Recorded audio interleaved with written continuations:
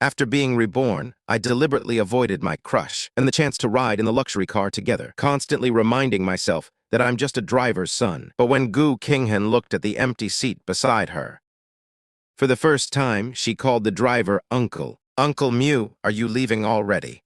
Father Mew was extremely surprised. Miss, is there something else you need? Gu Qinghan felt inexplicably irritated. Don't you need to wait for Mew Chen today?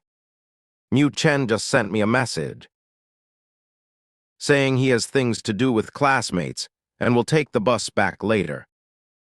Gu Qinghan's face darkened. Things have actually changed since the rebirth. What could Mew Chen possibly be doing? He never used to miss a single chance to ride with her. In the previous life, he feared making her wait too long every day and would wait obediently in the car beforehand. But maybe this is for the best. In the previous life, because she dated Mew Chen for 5 years, it later became a thorn in Chen Zi's heart. Since she has a second chance, she must keep her distance from Mew Chen. That day, I walked for over 2 hours to return to the Gu family's old residence. I bypassed the Gu family courtyard and entered the servants' quarters. Gu Qinghan saw me from the second-floor balcony of the main villa. Her gaze followed me, and then she called my name directly. I was wearing headphones and didn't hear Gu Qinghan calling me, so I pretended not to hear and went straight into the small building. With a cold face, Gu Qinghan walked toward the servants' quarters. Just as I was entering the room and closing the door, she blocked it. Mew Chen, didn't you hear me calling you? I was somewhat dissatisfied with her behavior. I was wearing headphones just now and didn't hear you call me. So why are you looking for me? Gu Qinghan finally realized that she had been reborn. Right now, we've only known each other for a short time and aren't close. Why didn't you take Uncle Mew's car after class today? My tone was distant. Are you joking? You are the employer, and my father is the driver. With my status, how could I be worthy of riding with you? I didn't know my place before, but I won't again. I hope Miss Gu won't blame my father. Gu Qinghan's expression instantly turned cold. It's best that you recognize your own status. If the old man asks about you in the future, explain it clearly to him yourself, that it wasn't me who kicked you out of the car. After saying that, she slammed the door and left. I remained unfazed. In this life, I will never repeat the same mistakes. I have already applied for housing, but I have to wait a few more days for a vacancy. The next day, I woke up early to wait for the bus by the roadside, and Gu Qinghan, having just woken up, saw me leaving for school from the balcony. She stared at my back with a dark expression. Don't think that doing this will attract my attention. A few minutes later, the bus arrived. The bus was crowded, so I had to squeeze through the crowd toward the back. Just as I had found a spot to stand, I suddenly felt someone push me from behind. I turned around and saw a middle-aged man standing behind me, giving me a slight smile. I want to change positions, but the man stubbornly refused to move and insisted on standing close to me. Just then, a stunningly beautiful girl appeared out of nowhere, squeezing through while holding a pot of cactus. She said, "Excuse me," while using the thorny cactus to clear a path. She quickly squeezed her way to the middle-aged man. The man was a bit slow, and his hand got pricked by the cactus. Are you crazy, bringing a cactus on the bus? Can't you watch where you're going? The girl stood firmly in the man's previous spot and apologized perfunctorily. Sorry about that, it won't happen next time. Thanks for understanding. The middle-aged man glanced at me and indignantly turned to find another spot. I looked at the girl and saw that she happened to be looking down at me. Her gaze was sharp, as if she were looking at a fool. After locking eyes for a few seconds, I couldn't help but ask, "Are you mocking me?" The girl paused. Be careful when taking this bus in the future. There are a lot of people like that. I've seen it happen several times. It took me a moment to realize that she was actually helping me just now. Thank you for helping me. I'm Mew Chen, a drama playwright at a university. And you? Su Xiaowei, a student of agriculture at B University across the street. As we spoke, the bus arrived. A university and B University are only 2 blocks apart. After getting off the bus, I wanted to say a few more words of thanks, but I saw Su Xiaowei stride away quickly toward the opposite school. I also turned back to school for class and didn't think much of it. This year's school orientation was incredibly lively. Gu Qinghan was the headliner this time. Everyone wanted to see what the little princess of the Gu family in Nancheng looked like. Only I had no interest in this, because I didn't want to see Gu Qinghan. But Chen Heaoxuan insisted on dragging me along. It only happens once in a lifetime. It wouldn't be complete if you didn't enjoy the university you worked so hard to get into. I was dragged by Chen Heaoxuan directly to a seat in the 3rd row. A senior from the logistics department was moving snacks and treats. He was frantically busy and happened to see me and asked me to help move this box of bread backstage to give some food to the performing students who had no time to eat. I took the bread, bypassed the crowd, and walked backstage. Many seniors and juniors were waiting backstage to perform. I placed the bread on the table by the door and subconsciously glanced at the dressing room inside. In my previous life, I specifically came backstage to get a berry-flavored bread that Gu Qinghan liked. Because Gu Qinghan was allergic to peanuts, and many of those breads were nut-flavored. I was afraid she would pick the wrong one and have an allergic reaction, affecting the performance. But this time, I couldn't be bothered with her nonsense. After all, she's an adult. Surely she can recognize the word nuts. Inside the dressing room, for some reason, Gu Qinghan had not left for a long time, until there was a knock on the dressing room door. Song Yudong was about to get up and open the door, but Gu Qinghan was faster. She walked quickly to open the door, her voice cold. "I'm not eating," but before she could finish, she paused. "You, I." The boy outside was startled by Gu Qinghan's expression. "Miss Gu, I heard you have a performance tonight." With a bang, Gu Qinghan slammed the door with a sour face. She turned and sat back on the sofa, cold enough to freeze someone. Song Yudong scratched her head. "Qinghan, don't you like Zhao Yanchen?" Gu Qinghan froze for a second. "I didn't see clearly just now." "Didn't see clearly? Then who did you think he was?" Gu Qinghan didn't answer. She was very annoyed right now. Why hasn't Chen arrived yet? In my previous life, he had clearly arrived by this time. Finally, unable to wait any longer, Gu Qinghan finally got up and went out. As a result, she saw the people outside already distributing bread. Song Yudong brought some bread back. "Eat a little to tide you over. There won't be enough time to go out and eat now. Let's eat after the performance." Gu Qinghan took the bread and looked at it. Finding it was nut-flavored, her expression became even worse. It wasn't until she went on stage to sing that Gu Qinghan finally saw me. The boys below were all cheering for Gu Qinghan's appearance.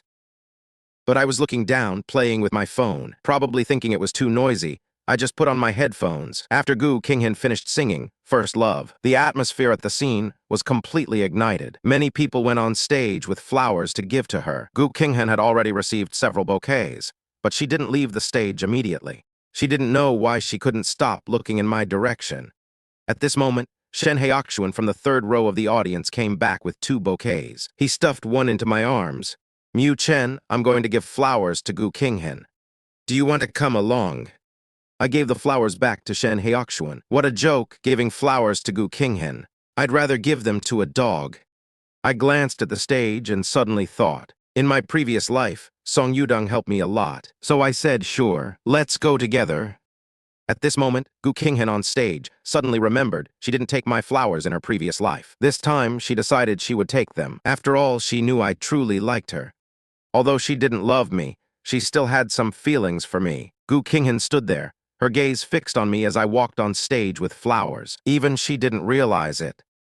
When I walked up to her, she naturally freed one hand, reaching out, preparing to take my flowers. Unexpectedly, I walked right past her and handed the flowers to Song Yudong behind Gu Qinghan. I said with a smile, "The performance just now was wonderful. Can I give these flowers to you?"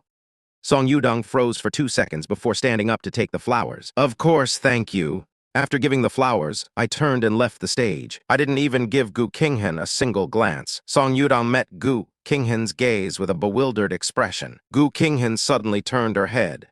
"What exactly is going on between you and Chen?" Song Yudong was speechless. What could be going on? I'm not even close to him. Qinghan, could it be that he's doing this on purpose? To get your attention. HMPH, who does he think he is? How could I possibly notice him? It was already 10 p.m. when I returned to the Gu residence. When Father Mu saw me return, he immediately walked over and asked, Chen, did you see Miss Gu at school today?" "She didn't ask me to pick her up today. It's past 10 now and she's still not back and her phone is off. Mrs. Gu is looking for her everywhere." I opened my phone and clicked on the school's freshman group. "Tell the madam not to worry. They probably went to karaoke." All right, I'll go report this right away. Lest she send someone to ask you in a while." From the photos in the group, I also saw a handsome boy sitting next to Gu Qinghan. That was Chen Zi. They really ended up together after all. The next morning, the fact that Gu Qinghan didn't come home last night made Mrs. Gu very angry, worried that I would be dragged in for questioning by Mrs. Gu. I woke up and left home very early. After boarding the bus, I spotted Su Xiaowei at a glance. Today, Su Xiaowei was holding a pot of crystal-clear succulents. I was a bit worried I'd encounter that middle-aged person from before, so I immediately walked to Su Xiaowei's side and greeted her with a smile. Su Xiaowei silently made some room, essentially shielding me inside. I was somewhat grateful for her thoughtfulness and took the initiative to start a conversation. "Senior Su, what is this pot in your hand? It's so beautiful." I stared at it for a long time, but didn't reach out to touch it. This succulent looked very similar to a gift I received when I graduated in my previous life. Su Xiaowei said, "It's called Neon Haworthia. Do you like it?" I nodded. "I do, it's as beautiful as crystal." Before I could finish, Su Xiaowei pushed the Haworthia toward me. "Take it, it's for you." I instinctively reached out to take it, feeling somewhat surprised. "You're really giving it to me?" Su Xiaowei remained expressionless. "Don't you like it? Just take it." "I have plenty at home." I then remembered she was a student at the College of Agriculture. Perhaps she was very good at growing these things. Last time she was holding a cactus. Besides, a pot of succulents probably wasn't worth much. I happily accepted it. "Thanks, Senior Su. I'll treat you to milk tea next time." Su Xiaowei stared at me with a mysterious look, then took out her phone. "Then don't break your word. Let's add each other as friends first." I also took out my phone and added her as a friend. "All right, I won't go back on my word." Soon the bus reached the stop. Su Xiaowei didn't just leave this time. She actually stopped specifically to say goodbye to me. I was a bit surprised. After waving to Su Xiaowei, I carried the succulent to class. Chen Heoxuan rushed in just in time and sat beside me. His expression was quite excited. "I stayed up late last night gossiping in the group chat. I heard that the little princess of the Gu family is with the heartthrob of the University of Science and Technology." Of course, I knew the heartthrob was Chen Zi. Chen Zi was originally supposed to study abroad, but he couldn't go because something happened to his father. He reluctantly took the college entrance exam and entered the University of Science and Technology. University has just started. Chen Zi's family situation is not optimistic. He wants to cling to Gu Qinghan, a super-rich second-generation heiress, and Gu Qinghan also fought with her family and refused to go abroad for Chen Zi. The two of them hit it off immediately. They're probably acting lovey-dovey in Chen Zi's rented apartment right now. Chen Heoxuan was speechless seeing my calm expression. "Mu Chen, aren't you shocked? Gu Qinghan is actually in a relationship. What does the young lady's business have to do with me? Instead of gossiping, I'd rather take on another part-time job." Chen Heoxuan nodded. "True, who can stop the young lady from dating whoever she wants?" After a while, Chen Heoxuan spoke again. "Mu Chen, is this neon light succulent yours? Good grief, you played poor with me. Yet you bring a plant worth 4 figures to class." I was shocked too. "You're joking, right? How could such a small succulent be worth 4 figures? Chen Heoxuan observed it carefully for a minute. "No way, it's definitely more. It must be worth at least 5 figures. I searched online for a long time and found that this succulent is indeed expensive. With this quality, Su Xiaowei must have put a lot of effort into raising it." Then I took out my phone and found Su Xiaowei's account. I took a photo of the Neon Haworthia and sent it to her. "Class rep, when do you finish class this afternoon? Let me return this plant to you." Su Xiaowei replied with a question mark. "Don't you like it?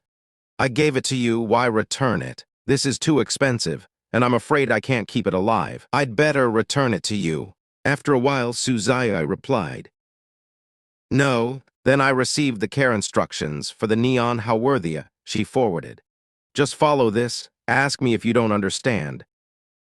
I turned off my phone and looked at the succulent. My gaze changed. However, it didn't end there. Chen Heoxuan suddenly stared at my Neon Haworthia and added, "Good grief, Mu Chen. Why does your pot look so much like agate?" I clutched my chest. "All right, stop talking." I had no class in the afternoon, so I treated it like a treasure the whole way. I carried the plant back to my room. Zhang Lan, the stepmother living next door, stood outside the window and called me. "Mu Chen, the madam wants you to come over and talk." I felt an instinctive irritation the moment I heard Madam Gu. During the 5 years I was with Gu Qinghan in my previous life, Madam Gu always caused trouble for me whenever Gu Qinghan wasn't around. My dormitory application won't be approved for another week, so I have to stay here for 1 more week. I went to Madam Gu and asked obediently, "What would you like me to do, madam?" I won't refuse any task I'm capable of. Qinghan skipped class again. The counselor called me today and said, she hasn't attended class for 2 days. School just started. Madame Gu spoke with great distress, but I wasn't moved at all, because I know that the school counselor would never call Madame Gu to report Miss Gu's absences. Who would dare provoke the little princess of the Gu family? Who would dare care whether she attends class or not? Isn't Mu Chen in the same school as Qinghan? They share some of the same courses. Can you keep an eye on her for me? The moment she skips class, send me a message. Come, let's exchange contact information first. I knew very well that Madame Gu wasn't actually angry because Gu Qinghan skipped class. She was angry because she skipped class to date Chen Zi. This happened in my previous life too, but back then I had a great crush on Gu Qinghan, so I told Gu Qinghan about it. Gu Qinghan would then go to the classroom first, wait for me to take a photo to check in with Madame Gu, and then she'd leave. Later, Madame Gu found out and took her anger out on me. I won't help Gu Qinghan this time. Just as I was about to refuse, Zhang Lan patted her back. Isn't it just taking a photo of Miss Gu? That's not a difficult task. Don't worry, madam. Mu Chen can definitely do it. Saying this, she used her account to scan Madame Gu's. Then she pushed Madame Gu's contact card to me. I followed Zhang Lan out with a grim face. I'm not doing the photo thing. You're the one who promised, so you do it yourself. After saying that, I turned around and went back to my room. I understood Madame Gu's intention, because I had been trying hard to get close to Gu Qinghan recently. Madame Gu couldn't have ignored it. And Gu Qinghan hates being monitored the most. So Madame Gu wanted me to secretly photograph Gu Qinghan. This would make Gu Qinghan hate me, and also stop her from getting close to Chen Zi. Around 10 p.m., Gu Qinghan finally returned. As soon as she returned, she got into an argument with Madame Gu. They argued for nearly an hour. Gu Qinghan stormed out of the villa in a rage. She went straight to the pavilion by the small building. The pavilion was right in front of my room's window. In my previous life, I often peeked at Gu Qinghan through the window. Gu Qinghan stared coldly at the window, counting in her head. Every time she counted to around 20, the driver's son would come out to look for her. Sometimes he brought her food or an umbrella, and sometimes he simply came out to check on her. But unexpectedly, with a soft click, the window she was staring at suddenly closed. Then the curtains were drawn shut as well. Gu Qinghan froze, her face full of disbelief. With a cold expression, she walked to the window and knocked a few times. I hadn't expected Gu Qinghan to come knock on my window. I stood inside for a few seconds before walking out the door. Miss Gu, were you looking for me? Gu Qinghan looked at me with complicated eyes. Why did you close the window? Of course, I closed it to protect my privacy. It wouldn't be good if someone saw inside, would it? Gu Qinghan's face was icy. I was acting differently from how I had in my previous life, but she still thought this must be another little trick to get her attention. In that case, keep your window shut from now on. You're not allowed to open it. I glared at her back. What an annoying, hot-tempered young lady. Gu Qinghan suddenly stopped and turned back around. My mom asked you to take photos of me in class, didn't she? I was stunned. How did you know? Don't worry, I won't secretly photograph you. I never did before, and I won't in the future either. Gu Qinghan let out a cold snort. The way she looked at me carried a hint of mockery. Only after a few seconds did she say, you can take them. If she told you to take photos, then take them. I won't skip class anyway. After saying that, she turned and prepared to leave the courtyard. She remembered the previous life, when Madame Gu had scolded me for a long time, because I helped her cover things up. This time, she didn't really want me to be scolded like that again. But unexpectedly, I suddenly called out to her. Wait a second. Gu Qinghan stopped, a look of I knew it appearing on her face. He still likes me after all. She asked arrogantly, what is it? But then she saw me holding my phone camera toward her. Miss Gu, you just said I can take photos of you, right? Please say it again so I won't get scolded later. Gu Qinghan was annoyed. I said you can take them. Take all you want. Is that good enough?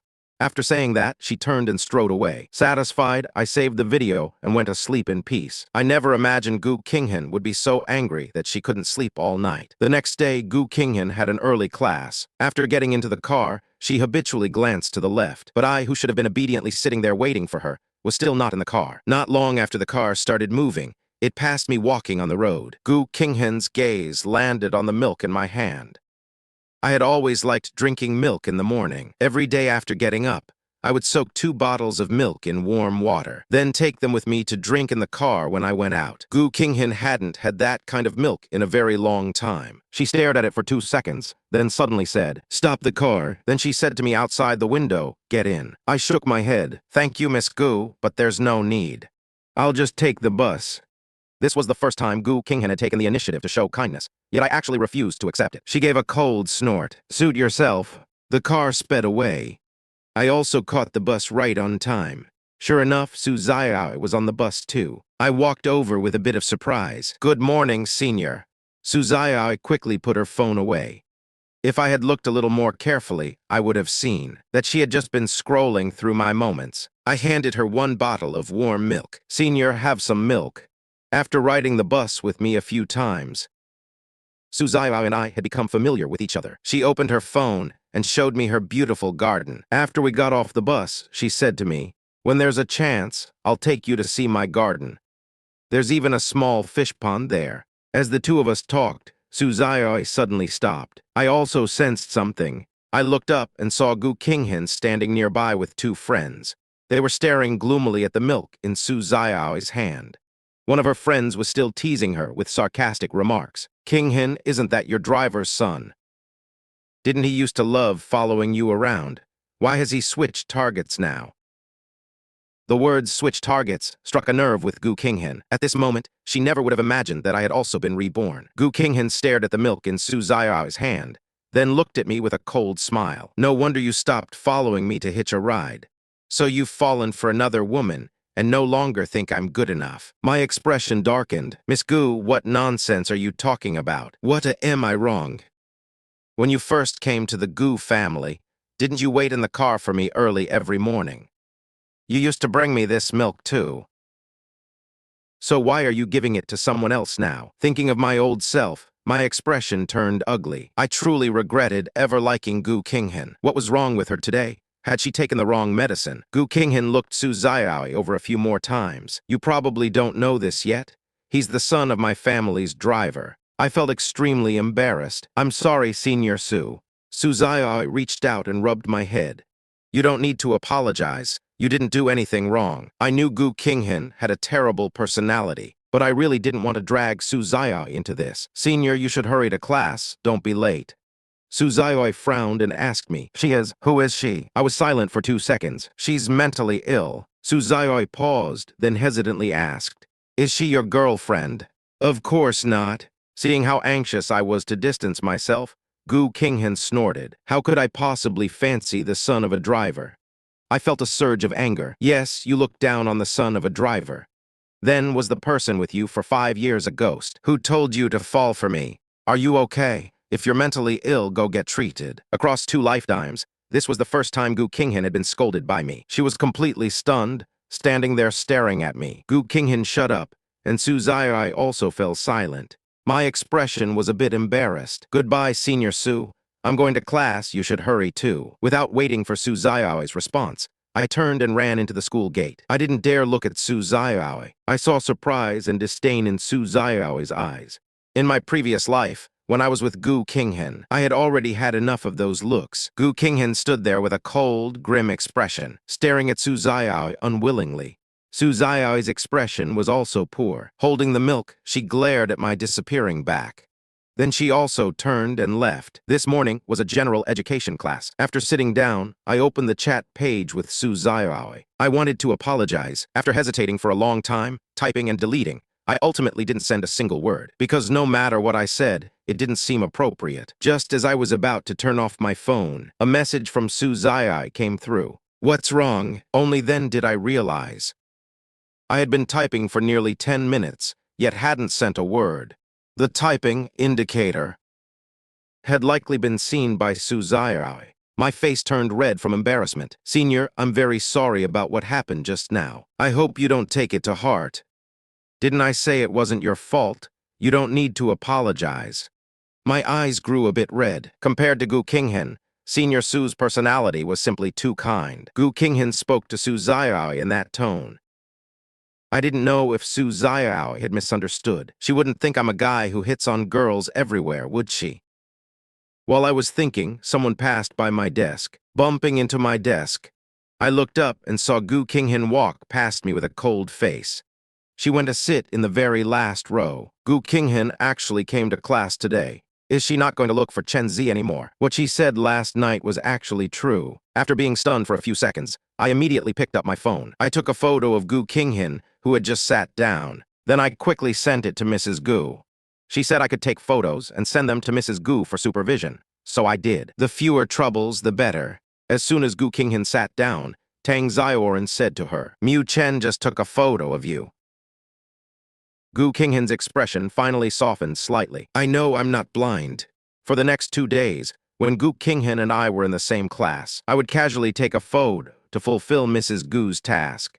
Soon the gossip that I liked Gu Qinghan and enjoyed taking secret photos spread through the university's gossip group. Chen Heaoxuan scrolled through the leaks in the gossip group to show me. They say you like Gu Qinghan.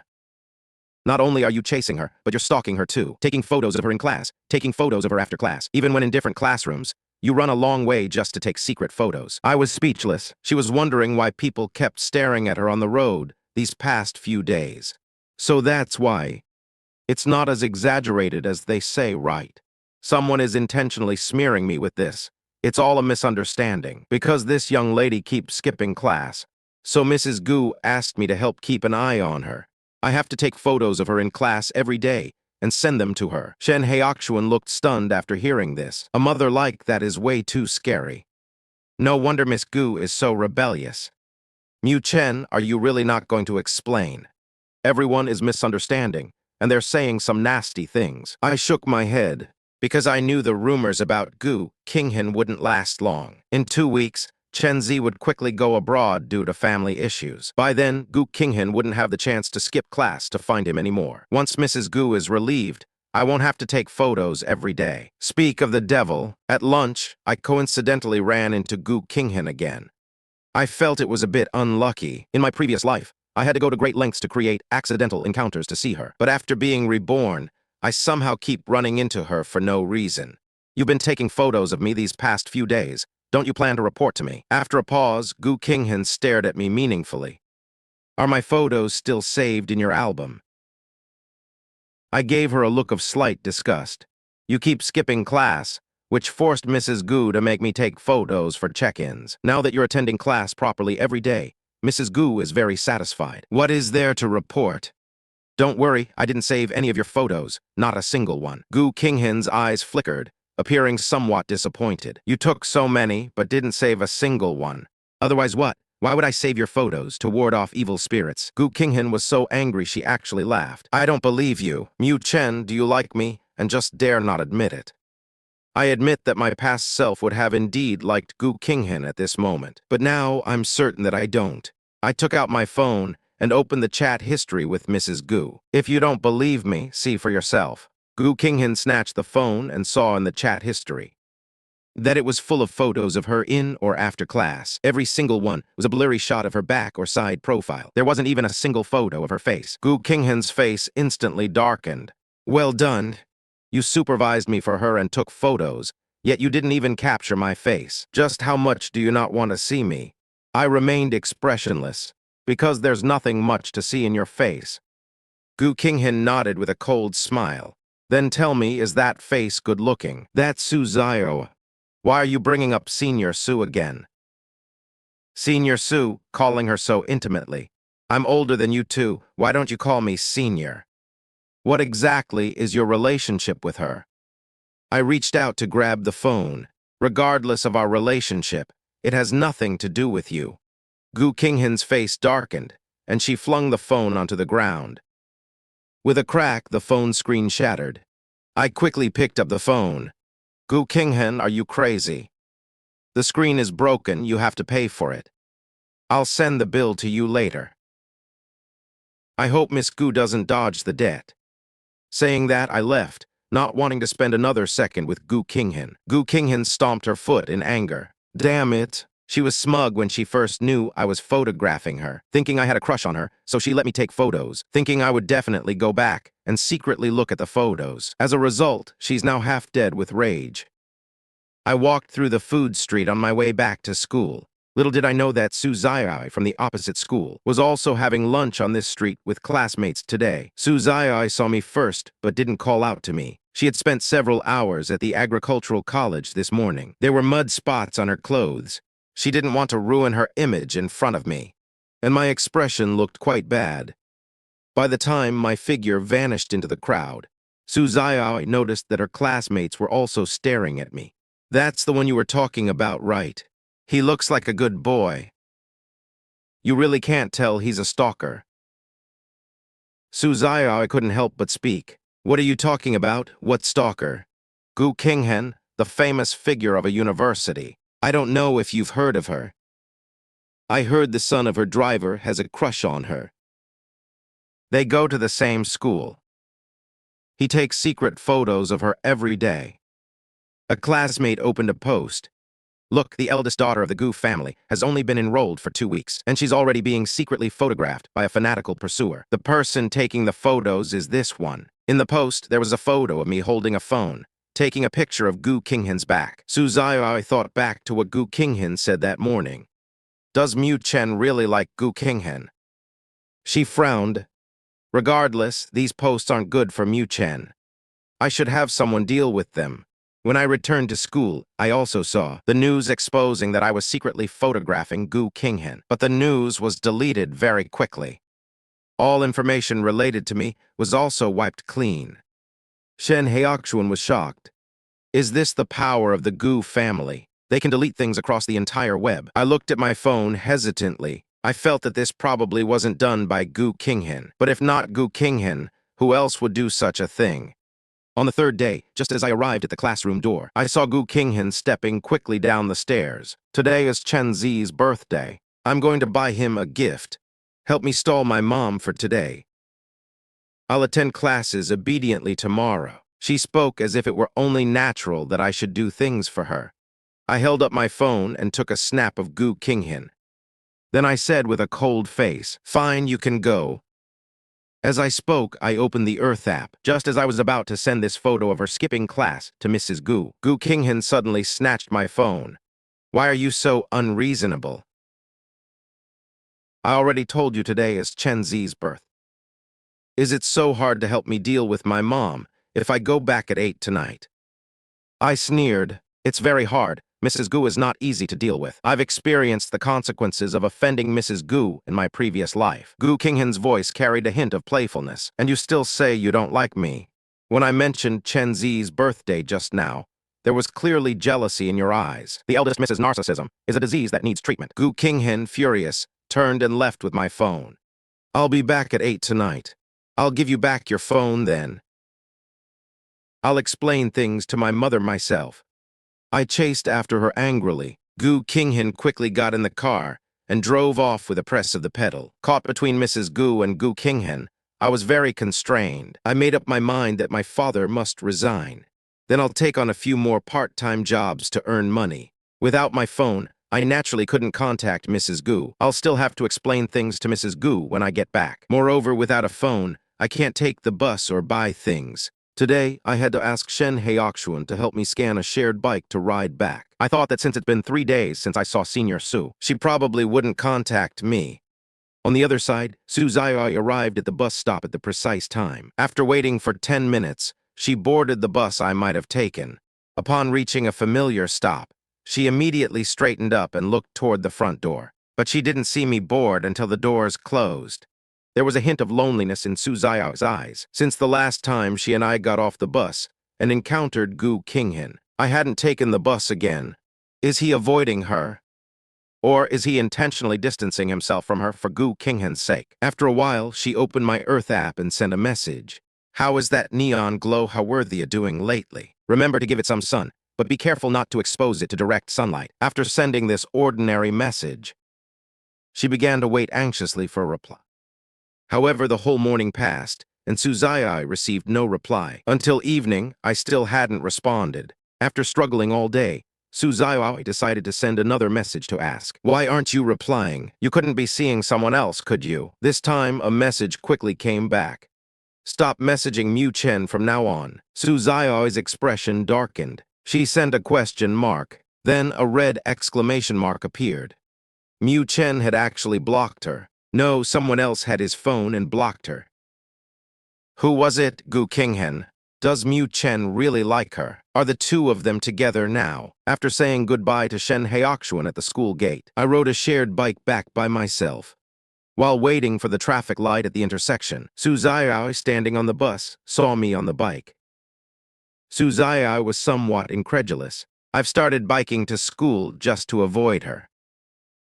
As I pedaled slowly, I suddenly heard someone calling me from the roadside. It was a girl's voice, cold, low, and seemingly tinged with resentment, until a hand pressed down on my handlebars, and I came to a stop. I looked up and locked eyes with Su Xiaowei.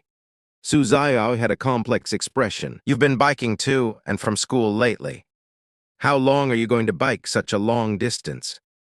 She wanted to confirm with me whether I was worried Gu Qinghan would be angry and was biking home to avoid meeting her on the bus. If so, she wouldn't take the bus anymore. I didn't even know Su Xiaowei had been blocked on my account. Senior, why are you here? Su Xiaowei said guiltily, just passing by. That's quite a coincidence. I pushed my bike and walked with Su Xiaowei. I said honestly, Gu Qinghan snatched my phone when I came to school this morning. I don't have my phone now, so I can't use my bus card. I had to ask a classmate to help me scan a shared bike to ride back slowly. Su Xiaowei had been distracted all day. She never expected such an answer. You mean your phone is with Gu Qinghan? I nodded. She skips class often, so Mrs. Gu asked me to keep an eye on her. But she was furious when she found out, so she snatched my phone to stop me from contacting Mrs. Gu. So that's how it was. Su Xiaowei felt secretly relieved. Luckily, she decided to get off the bus to ask me clearly. Suddenly, light raindrops began to fall. Su Xiaowei looked up. It's raining. Stop biking and let's find some shelter. Have you had dinner? I nodded obediently. I have. Su Xiaowei had no choice but to ask again. Then have you had milk tea? I thought this question was a bit strange. Not today. Then let's go, my treat. The rain had started to fall steadily. People on the street were running. Su Xiaowei pulled me and started running. Many people were already sheltering at the mall entrance. Su Xiaowei grabbed my sleeve and squeezed her way inside. The atmosphere in the milk tea shop was subtle. Both watched the rain silently. Actually, we hadn't met many times. I didn't know what to say, and I didn't know what Su Xiaowei was thinking. While I was being pulled to the mall by Su Xiaowei, I didn't know that Gu Qinghan, who was celebrating Chen Zi's birthday, was actually very irritable. Chen Zi knew Gu Qinghan had always liked him, but he had been stringing her along. He hadn't agreed to date her, but recently he suddenly felt a sense of crisis because he discovered that Gu Qinghan cared more about that driver's son than he imagined. Taking advantage of this birthday, Chen Zi officially established a relationship with her. But unexpectedly, upon hearing this, Gu Qinghan didn't show a happy expression. She looked at the heavy rain outside, frowning slightly. She took a phone with a cracked screen out of her bag. Chen Zi looked at the phone in her hand with surprise and suspicion. Alarm bells immediately rang in his head. Qinghan, is this Chen's phone? Gu Qinghan's thoughts were chaotic. Chen, is he that driver's son from your house? Why is his phone with you? Gu Qinghan pressed the phone button. She saw it was already 8:40. To prevent Chen from reporting to Mrs. Gu this morning about her skipping class to be with Chen Zi, she had forcibly snatched his phone. It was so late now and raining outside. She wondered how Chen was doing. Gu Qinghan felt a bit restless. She wanted to stay with Chen Zi, but she had to go back. Finally, she said to Chen Zi, why don't you come back with me and stay at my place tonight? I'll drive you to school tomorrow. Chen Zi was stunned for a moment. He had only been to the Gu family estate as a child. He hadn't been there since growing up. It seemed Gu Qinghan really wanted to solidify their relationship this time. By the time the two returned, it was already 9:30 p.m. The first thing Gu Qinghan said to the butler was, have Chen come see me. Miss Chen hasn't returned yet. He hasn't returned yet. Gu Qinghan was instantly infuriated. Since she had my phone, she promised I'd return by 8 p.m. So she had rushed back from the hotel with Chen Zi. But in the end, I hadn't even come back. The butler quickly explained, "Miss, it's so late and raining heavily. Chen might not have an umbrella. I'll call to ask where he is and have driver pick him up." Just as the butler dialed the number, my phone in Gu Qinghan's pocket started ringing. She irritably turns off her phone. No need to worry about her. If she doesn't have an umbrella, wouldn't she just buy one? Then she remembered that I don't have a phone, so how could I buy one? Forget it, I'll just pick her up from school. The housekeeper quickly corrected her. "Miss, it's better if you don't go. The madam is still waiting for you." Mrs. Gu had been angry all day because she couldn't reach Gu Qinghan or me. Now seeing Gu Qinghan actually return with Chen Zi, she was in a terrible mood. The housekeeper then looked at Chen Zi. "Mr. Chen, I have arranged a guest room for you. Why don't you go back to your room and rest first?" Chen Zi looked at Gu Qinghan, feeling somewhat aggrieved. "Qinghan, can I go to your room?" The housekeeper felt this was inappropriate. Mrs. Gu was already furious. Wouldn't this be adding fuel to the fire? But Gu Qinghan ignored the old housekeeper's warning glance and said, "Sorry, Zi. I can't accompany you for now. Go and rest in my room first. I'm going to see my mother." Meanwhile, Su Xiaowei and I were sitting in a coffee shop. Su Xiaowei took the initiative to suggest, "The rain won't stop that quickly. Instead of sitting here waiting, why don't we just go upstairs and watch a movie?" I felt that we weren't close enough to watch a movie together. "Senior, you actually don't have to stay with me. I can just wait here for the rain to stop. Did you forget about the incident with the harasser on the bus last time? It's getting late, and it's unsafe for you to be alone without a phone. Do you really plan to ride your bike back?" Su Xiaowei stared at me seriously, with a hint of sternness in her eyes. Meeting her gaze, I subconsciously shook my head. Su Xiaowei stood up immediately. "Let's go, let's just watch a movie.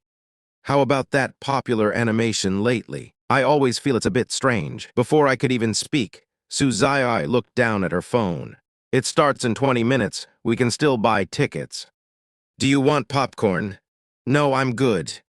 My mind couldn't even keep up with Su Xiao's pace. How was she just asking if I wanted to watch it? And in the next breath, the tickets were already bought. "All right, then we won't buy any.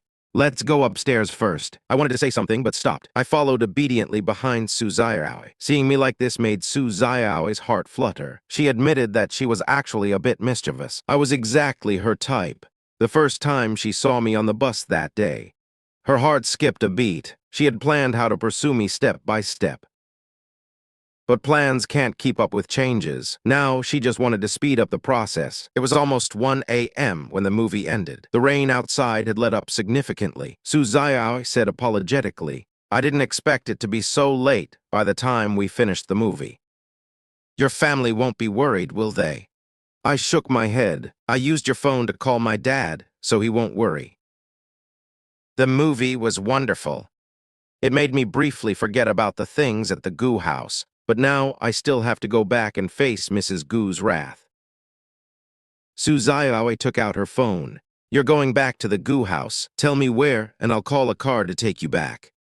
I didn't return to the Gu family ancestral home until 11:30 p.m. Getting out of the car, I thanked Su Xiaowei and said goodbye. I felt a bit bad.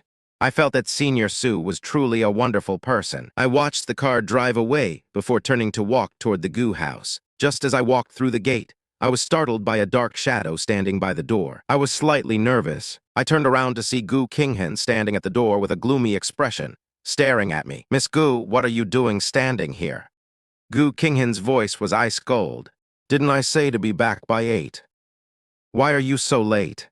I've always felt that Gu Qinghan's attitude toward me has been strange lately. "Miss Gu, this is my private matter.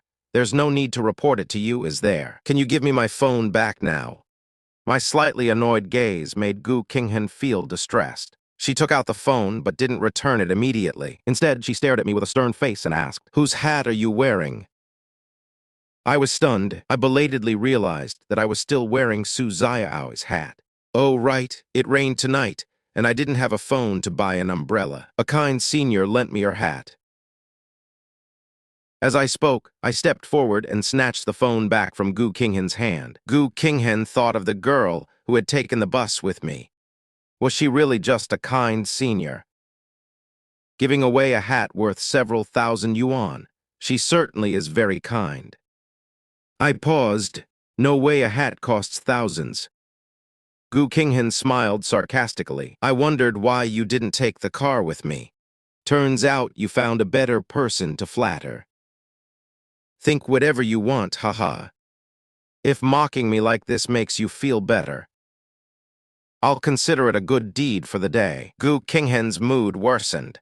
My personality had always been soft. When did it become like this? She had already had a fight with Mrs. Gu after bringing Chen Zi back tonight. In the end, Gu Qinghan was so angry she slammed the door and left. And yet I still hadn't returned. She couldn't reach me and didn't even care about Chen Zi resting in her room. She simply stood at the villa's main gate waiting. But she didn't expect this result. As I walked inside, I saw Chen Zi standing at the entrance of the Gu family garden, as if he were waiting for someone. Chen Zi jogged over to Gu Qinghan. Qinghan, I heard you and your mother arguing. I also heard your mom say she wanted to kick me out. You took so long to come back, I was a bit scared on my own. Why don't you take me back tonight? I won't stay here anymore. Your mother seems very unhappy. I watched coldly from the sidelines. Gu Qinghan actually brought Chen Zi back. Is Mrs. Gu going to have a heart attack from anger today? Gu Qinghan held Chen Zi and comforted him. Az, you don't have to go back. I'm the one who brought you back. What right does my mom have to kick you out? Stay with me. If my mom says anything more about you, I'll go to my grandfather. Chen Zi only felt relieved after receiving Gu Qinghan's promise. I looked at the love-struck Gu Qinghan, wondering if she had water in her brain. I turned around and went back to my room. I took out my phone to find Su Xiaowei's account, but found it was gone. Just then, I received a friend request. It was actually Su Xiaowei applying to be my friend. I frowned. When did I delete Su Xiaowei? It couldn't be Gu Qinghan's doing, could it? I clicked accept and sent a message. Senior, have you made it home? Su Xiaowei replied quickly. I finally got my phone back. I'm already back, thanks for the concern. After hesitating for a long time, I decided to transfer 200 to Su Xiaowei first. Thank you so much today, Senior Su. This is for the movie tickets and fare. I hope you'll accept it. Su Xiaowei didn't accept my transfer. No need to pay me back. I hope you can treat me to a movie or dinner next time. Is that okay? Yes, Senior. I'll treat you to dinner tomorrow. Getting a satisfactory answer, Su Xiaowei secretly curled her lips into a smile. Good, it's a deal. The next day, the good show at the Gu house was about to begin. Mrs. Gu woke up early and called the butler. What happened last night? Did Chen Zi not leave? They spent the night together. The butler eventually nodded helplessly. The young lady wouldn't let us send Mr. Chen away. Mrs. Gu's face turned pale with rage. There's nothing wrong with Qinghan being in a relationship, but she can't end up pregnant. Chen Zi's father is about to go to prison. How unlucky it would be to marry into that family. My grandson cannot have a grandfather who has been in prison. Mrs. Gu pondered for a while and then suddenly looked up. Go to the family doctor and get some medicine. When I came out of my room, I inadvertently heard a few maids talking in low voices. The madam seems to be in a good mood today. I thought that after Mr. Chen came downstairs, the madam would be angry when she saw him. I didn't expect them to actually be eating together. A hint of complexity flashed in my eyes. In my previous life, Gu Qinghan didn't bring Chen Zi back. The two of them didn't establish a relationship until after going abroad. Then not long after, Gu Qinghan got together with me. When I first returned to the Gu family's old residence after dating, Mrs. Gu was also very polite to me and asked me to stay and eat together. At that time, I thought Mrs. Gu had truly accepted me. As a result, Mrs. Gu actually harmed my health. And Gu Qinghan, after learning the truth, only said she couldn't resist her mother either. With one sentence, she brushed the matter aside. This time, the one being fed medicine is Chen Zi. I wonder what Gu Qinghan will do. I gathered my thoughts and prepared to leave, but was stopped by the arriving butler. Mu Chen, the madam has something to say to you. Please follow me. I followed the butler to the front hall. Mrs. Gu was having breakfast with Chen Zi and Gu Qinghan. Mrs. Gu's expression toward Chen Zi was gentle. It's not that I had a problem with you before. It's mainly that Qinghan is still too young. I'm worried she'll neglect her studies because of love. Mrs. Gu's attitude had changed completely. Chen Zi found it unbelievable. Auntie, I know. I will urge Qinghan to study hard. Actually, although they slept in the same bed last night, Gu Qinghan didn't let Chen Zi touch her. At this moment, Mrs. Gu pushed a bowl of bird's nest porridge in front of Chen Zi. Her eyes were full of affection. Have some porridge to nourish yourself. You're too thin. Chen Zi took it with a smile and began to drink the porridge obediently. Beside him, Gu Qinghan's brows were tightly furrowed, even though Chen Zi was right beside her. And her mother had accepted Chen Zi. She didn't understand why she was still feeling irritable. Until I walked in. Seeing my figure, Gu Qinghan immediately sat up straighter. I didn't look at her and politely asked Mrs. Gu, "Madam, you wanted to see me." Mrs. Gu smiled. "I've heard about what happened yesterday. To stop you from continuing to take photos. She snatched your phone while monitoring her in class, right?" I nodded calmly. Gu Qinghan frowned with annoyance. "Mom, do you really want him to keep staring at me?" Mrs. Gu shook her head. "Of course not. I just want to say you can't bully Mu Chen like this. Why on earth would you snatch someone's phone? How inconvenient it is to be without a phone." As she spoke, Mrs. Gu took out a new phone. "I saw your screen was cracked, so I bought you a new one. It's also to thank you for helping keep an eye on Qinghan these past few days. Starting today, you don't have to watch her anymore. Chen Zi will help me look after her." Chen Zi, who had finished the bird's nest porridge, gave a sweet smile. "Don't worry, Auntie.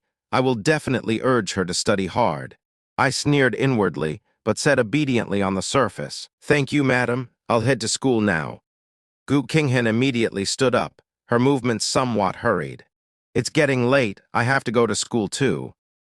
Chen Zi stood up as well, but the next moment he clutched his stomach, his face turning pale instantly. "Qinghan, my stomach hurts so much." "Don't panic. I'll take you to the hospital right now. Driver, take us to the hospital quickly." The driver saw through the rearview mirror that Chen Zi wasn't doing well. He couldn't help but ask, "Mr. Chen, did you eat something that upset your stomach?" As soon as he spoke, Chen Zi said in a panic, "No, probably not. I only had a bowl of bird's nest porridge today." As he spoke, he looked at Gu Qinghan with a shocked expression. Gu Qinghan's expression darkened because she finally remembered something from her past life. She remembered once when she took me back to the Gu house after eating with her mother. I also experienced severe stomach pain. At that time, all kinds of tests were done. It took 3 days to find out I had taken an overdose of drugs. Because of this, Gu Qinghan and I had a huge fight. She thought I had taken the drugs myself. I suspected Mrs. Gu did it, but Gu Qinghan didn't believe me. Now Gu Qinghan looked at Chen Zi's symptoms. They were exactly like mine in her memory. Chen Zi said weakly, "Qinghan, could there be something wrong with that bowl of bird's nest?" Gu Qinghan suddenly shouted, "Stop the car, driver. Take A's to the hospital first. I'll follow shortly." She strode back into the Gu family's old residence. Meanwhile, Mrs. Gu was instructing the maid to clear the table. Gu Qinghan stared at the maid with a cold face. "Wait, leave the bowl Chen Zi used." Mrs. Gu looked at Gu Qinghan in surprise. Gu Qinghan looked terrifyingly grim. "Tell me the bird's nest in Chen Zi's bowl just now. Did you put drugs in it? Qinghan, you're truly a hopeless love brain. Just because Chen Zi has a stomachache, you suspect I drugged him. I am your own mother, and you question me like this." Yes, in the past life, Mrs. Gu used these words to brush off Gu Qinghan. At that time, Gu Qinghan chose to side with Mrs. Gu. But now, intense regret and guilt swept away her reason. She had been with me for 5 years and never got pregnant. Mrs. Gu had said back then she wouldn't disregard my background and would agree to let me marry in. But the prerequisite was that we must have a child. Gu Qinghan's chest heaved with anger. "Yes, you are my mother. You wouldn't do such things. Today you said you agree to let me and Chen Zi be together, and that you'll agree to our marriage in the future. But the condition is that we must have our own child, right?" Mrs. Gu was stunned. How did Gu Qinghan know about her plan? Gu Qinghan looked at Mrs. Gu and roared in breakdown. "Are you even human? How can you be so cruel? I anticipated the farce at the Gu house. However, I'm not interested. In this life, everything about the Gu family has nothing to do with me." As soon as I got on the bus, I instinctively looked for Su Xiaowei. Sure enough, Su Xiaowei was standing in the back of the bus, looking my way. I squeezed through the crowd. "Good morning, senior." There was a smile in Su Xiaowei's eyes. "Good morning. Senior, I took your hat home. I washed it yesterday, but it's not dry yet. I'll return it to you tomorrow once it's dry.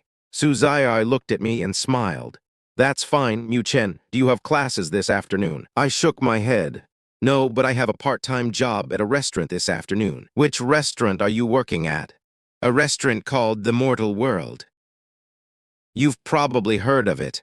Su Xiaowei paused. She had indeed heard of it. That restaurant was opened by her mother. As Su Xiaowei and I got off the bus, she asked again, "Will you be working part-time at The Mortal World every night?" I nodded. Yes, the requirement there is from 7 p.m. to 9 p.m. Su Xiaowei nodded and said nothing more. After parting ways, we both went to school. Gu Qinghan didn't come to school all day today. Of course, I suspect that for the next few days, she probably won't be coming to school. Chen has to be hospitalized for at least 3 days. Then he'll likely be leaving the country with his mother. In her past life, Gu Qinghan held a grudge over Chen Zi's departure without goodbye. She obsessed over it for many years. Now she can finally say a proper goodbye to Chen Zi. When class ended, Shen Heoxuan was still gossiping with me. I heard in the gossip group. They say Chen Zi from the neighboring Institute of Technology and Gu Qinghan have confirmed their relationship. Someone saw them at the hospital owned by the Gu family. Supposedly that Chen Zi. Shen Heoxuan's voice got lower and lower. He leaned in and whispered in my ear. Supposedly that Chen Zi took aphrodisiacs. He had an allergic reaction, so he's hospitalized on an IV drip. Shen Heoxuan remarked with a sigh. I really couldn't tell that these wealthy heirs play such wild games. I was extremely surprised. Your gossip group even knows about this. They even know that Chen Zi took those drugs. Doesn't the Gu family hospital maintain confidentiality? Shen Heoxuan said mysteriously. Mu Chen, you clearly don't know. Although that hospital belongs to the Gu family, there are other shareholders too. Plus, there are so many people who like Miss Gu. They're jealous of Chen Zi and want to dig up dirt on him. With so many people, there's nothing they can't uncover. Once Shen Heoxuan said that, I understood. Because in my past life, when I was hospitalized, news about me flew everywhere. Things like the driver's son being vain, climbing the social ladder to seduce Miss Gu, and so on. Later, the rumors got even more ridiculous, saying my college entrance exam scores were fake, saying I stole someone else's identity to enroll. I shook my head and sighed to Shen Heoxuan. Don't get involved in this. Just listen and let it go. The Gu family isn't someone we can just talk about. Shen Heoxuan nodded while looking at his phone. Don't worry, I know what I'm doing. Gu Qinghan didn't come to school or even go home. I had another 2 days of peace and quiet, but soon I saw Gu Qinghan again. This time it was at the Life's Flavor restaurant where I work part-time. I was wearing the black waiter's uniform. I was clearing plates and cutlery.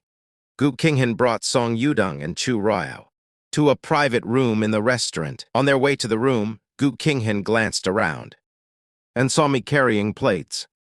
Song Yudong said in surprise, Qinghan, Mu Chen is actually working part-time here. Is he that desperate for money? Chu Rao pushed Song Yudong and said, Why are you talking so much? Let's go. Song Yudong glanced at Gu Qinghan. Knowing Gu Qinghan was upset, she didn't say anything more. Gu Qinghan had a very rough couple of days. Chen Zi had been on an IV drip in the hospital for 2 days. The doctor said the drug caused significant damage to his body. He would need proper care and recuperation from now on. But in the short term, he would definitely lose his fertility. The short term, the doctor mentioned, was actually 1 or 2 years. But Gu Qinghan knew. In my previous life, it took a full 5 years, without me letting her get pregnant. If Chen Zi were like that, he would eventually find out the truth. How would she explain it then? Chen Zi was discharged from the hospital today and returned to the Chen family home to recover. Gu Qinghan kept the matter of Mrs. Gu's condition a secret. She didn't know how to explain it to Chen Zi, nor how to face the haggard Chen Zi. More importantly, she suddenly really wanted to see me, watching me from afar, humbly explaining dishes to customers. A surge of anger suddenly rose in Gu Qinghan's heart. With a grim face, she left Song Yudong and Chu Rao and strode toward me. Today, I encountered a difficult middle-aged customer. Instead of ordering, she kept asking me, You're new, right? I've never seen you before. You're a student from a nearby university, aren't you? I nodded with a smile. Yes, ma'am. So what would you like to order? She said with a smirk. Working part-time at such a young age, are you really that short on money? You must have a lot of student loans. Can you even pay them back? I could barely maintain the smile on my face. I spoke with restraint. You don't need to worry about that, ma'am. So, ma'am, please take a look at what you'd like to eat. I'll come back in a moment to take your order. As I said this, I turned to leave, but then the customer suddenly spoke up again. Oh, I didn't say I wouldn't order. What kind of service is this, really? I had been working here for 2 days, and this was the first time I'd met such a difficult customer. I was about to call my supervisor over. Then I saw Gu Qinghan walking over with a cold face. She suddenly kicked the woman's table, flipping the wooden dining table over. I took 2 steps back, staring at Gu Qinghan in shock. Ma'am, what are you doing? I said as I rushed over, trying to push Gu Qinghan away. But Gu Qinghan instead stood in front of me, staring at the middle-aged woman with a gloomy expression. If you want to eat, eat properly. If not, get the hell out. The middle-aged woman suddenly stood up and pointed at Gu Qinghan. What the hell does it have to do with you? You actually dare to kick my table. Do you know who I am? There were 2 companions beside the woman. All 3 of them marched aggressively toward Gu Qinghan. Gu Qinghan had been feeling stifled for days and didn't want to endure it anymore. Without a word, she slammed a fist into the other's face. I was completely stunned. A brawl broke out instantly. Song Yudong and Chu Rao saw it. Song Yudong cursed and rushed over to help without hesitation. Chu Rao followed closely behind. Thus, the scene became even more chaotic. I quickly contacted the supervisor on duty. The supervisor rushed over with 4 or 5 security guards. After a great deal of effort, they finally separated them. The middle-aged woman was beaten black and blue, because Gu Qinghan had targeted only her from start to finish. The middle-aged woman's clothes were crumpled. She said in a rage, "Call the police, I'm calling the police." This incident caused a huge stir. People in the restaurant began to stare, whispering and discussing among themselves. After the restaurant manager heard the news, he rushed out of the office in a panic. He spotted Gu Qinghan standing in the center of the crowd. His heart tightened. The manager walked quickly to Gu Qinghan and said in surprise, "Miss Gu, why did you suddenly come today? You didn't even let me know in advance." There was a hint of fear in his tone. After all, for a wealthy socialite like Gu Qinghan, there was a specially reserved private room in the restaurant. As a VIP member of the restaurant, Gu Qinghan had always been a priority for the manager. He didn't want to offend this distinguished guest because of this accident. However, when the manager's gaze fell on Gu Qinghan, his face instantly turned pale. Cold sweat broke out. Gu Qinghan's hair and clothes looked somewhat disheveled. Clearly, she had just been in a fierce fight. Who is so fearless to actually dare to hit the eldest daughter of the Gu family? The manager's heart suddenly raced, and he spoke stutteringly. What on earth is going on? The manager's voice was full of panic and worry. He knew very well that Gu Qinghan was Mrs. Gu's precious daughter. If Mrs. Gu found out that her precious daughter had fought here and had a cut on the corner of her mouth, the consequences would be unimaginable. Mrs. Gu would certainly fly into a rage. She might even come here in person to demand an explanation. That middle-aged woman was still shouting aggressively. Are you the restaurant manager? You've come at the right time. I was eating peacefully in your restaurant. And then what happened? It's one thing that your waiter neglected me, but her friend actually punched and kicked me. I'm calling the police, I'm suing you. The manager frowned and turned to look at me standing beside him. Just as I was about to explain, Gu Qinghan stepped in front of me. She stared at the middle-aged woman with a dark look and said, "What does the waiter have to do with this? I wanted to beat you because your face is an eyesore. If you want to sue me, go ahead and try." Song Yudong frowned. She immediately took out her phone and said, "Enough, enough. I'll have my lawyer come and deal with you now. We're hungry, we're going to eat." The manager knew very well that these young ladies were not people to be trifled with. He made a quick decision and immediately ordered the bodyguards to take the three of them to the office at the back of the restaurant. Then he turned to me and said in a slightly stern tone, "Come here for a moment. Listen carefully. You must treat Miss Gu well. There must not be a single mistake, do you understand?" I quickly nodded and replied, "I understand, manager." Seeing this, the manager breathed a sigh of relief. He turned and quickly followed the three beaten women into the office.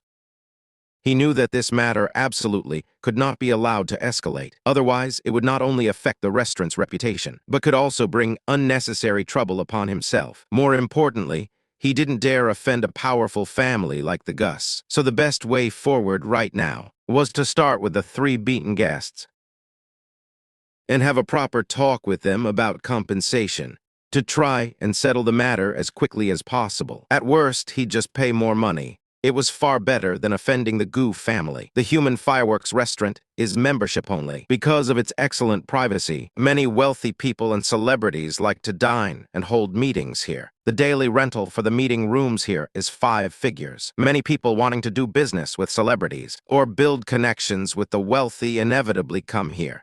If people found out their members were beaten in the restaurant, the impact on the restaurant's reputation would be enormous. The restaurant supervisor asked softly behind manager Wang, "Manager, how should we handle that new intern?" Manager Wang was very irritable at the moment. Although this was the guest's fault, the new intern had caused trouble on his very first day. He said somewhat impatiently, "Forget it, settle his wages and tell him not to come back." The restaurant supervisor nodded. "Yes, manager, I'll handle it right away." The supervisor came out to find me but didn't see me. After asking around, he learned that I knew Gu Qinghan and that she had already called me to a private room. So he went to the door of Gu Qinghan's private room. He saw the door closed, and Gu Qinghan's voice came from inside. "So what if I beat her?" "Chen, you're still lecturing me. I was actually helping you. Do you really want her to help you pay off your loans?" So that's the kind of person you are." I looked at her speechlessly, yet still spoke calmly. "Miss Gu, I didn't mean to blame you. It's just that today's incident became a bit too big. Once we return, the madam might question me again." As soon as I mentioned the madam, Gu Qinghan suddenly slammed the table with a loud bang. Song Yudong frowned. "Qinghan, calm down." Gu Qinghan sneered. She stared at me and asked, Chen, do you just listen to my mother like that? Whatever she tells you to do, you just do it." Seeing me so obedient and docile, Gu Qinghan was furious. She thought to herself, "Too bad I wasn't reborn," unaware that in my past life, I was schemed against by Mrs. Gu, even injuring my body and losing my ability to conceive. If I had known, perhaps I wouldn't be listening to my mother now. I said with a calm expression, "I'm not listening to the madam, I'm just tired of it. Precisely because I don't want the madam to. That's why I hope you don't cause trouble in front of me. Gu Qinghan, I don't want to know what you've done at all. It would be best if you could just stay far away from me." Gu Qinghan glared at me, her eyes red. "You're just saying this out of anger, I don't believe it. I always liked taking care of her, stopping her from staying up late or drinking, stopping her from clashing with Mrs. Gu. I cared for her deeply. When she was hospitalized, I took care of her day and night. She was in my heart, I cared about her." Gu Qinghan sat there, her gaze fixed on me. "You're saying these things on purpose to anger me, aren't you?" Chen, I said expressionlessly, "Think whatever you want. Miss Gu, I'm still on the clock, so I'll head out to work." Saying this, I opened the door and walked out. I locked eyes with the restaurant manager, standing in the hallway. The manager said somewhat awkwardly, Chen, you know Miss Gu." I nodded, feeling a bit embarrassed. "She's my classmate." The manager felt that we looked like more than just classmates. But the manager didn't ask further. He said with some hesitation, Chen, today's incident was a bit too much. It's had a very bad impact on the restaurant. Our boss doesn't know about it yet. but he will definitely hold us accountable. You're an intern, so you're not responsible for this, but you probably can't work here anymore. The manager spoke tactfully, but I understood. I was fired after only 2 days on the job. Unexpected, yet reasonable. This was my first part-time job, and I didn't expect it to end like this. I felt somewhat defeated, but I quickly pulled myself together. I apologized sincerely to the manager. "I'm sorry, manager. You hired me, and I ended up causing you trouble." The manager quickly waved his hand. It's fine, no need to apologize. We all know this wasn't your fault. But there's no helping it. Our members are influential. Those of us in the service industry just have to endure some grievances. Some service industries even have grievance awards for employees. Imagine how much anger service staff have to swallow. The lights in the private room were dim and yellow, as if infected by the oppressive atmosphere. Gu Qinghan's face was cold, like an iceberg about to explode. She had just been in a fierce fight.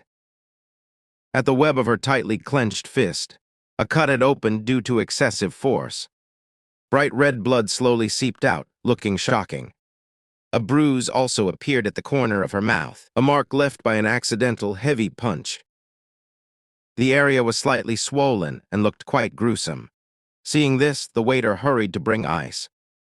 Carefully handing it to her, gesturing for her to apply it to reduce the swelling, Song Yudong and Chu Royao stood to the side. There were scratch marks on their hands and necks, traces left from the chaos earlier. But compared to Gu Qinghan, they were better off. After all, Gu Qinghan's injuries were on her face, making them very prominent. The two of them had no injuries on their faces. If one didn't look at the scratches on their bodies, others wouldn't even know they had just been in a fierce fight. Gu Qinghan carelessly threw the ice onto the table. The ice hit the table with a crisp sound, sounding particularly abrupt in the quiet room. Her expression grew even darker, and she spoke coldly. "He clearly saw me fight and get hurt like this for him. Yet he didn't even bring me any medicine." Her tone was full of resentment and disappointment. Keep in mind that even the ice was brought by another waiter. I hadn't appeared from beginning to end. In Gu Qinghan's heart, it felt as if a large stone were blocking it, very uncomfortable. Her thoughts involuntarily drifted back to this moment in her previous life. Back then, how clingy I was to her. Once, when she was injured, I was so anxious my eyes reddened and tears welled up, until I eventually couldn't help but cry. I didn't just rush to buy medicine, but after returning, I carefully applied it to her. My movements were gentle, fearing I'd cause her the slightest pain. Even when she was being scolded harshly by Mother Gu, I would wait obediently and silently by the door. When she came out, I'd softly comfort her and give her warmth. At that time, I hadn't started my part-time job. Life was simple and pure. She was all I saw and thought about. Gu Qinghan's heart suddenly stirred. Too many changes had occurred in this life. Everything was completely different from the previous life. Could it be that Chen, like her, had also been reborn? As soon as the thought emerged, she denied it.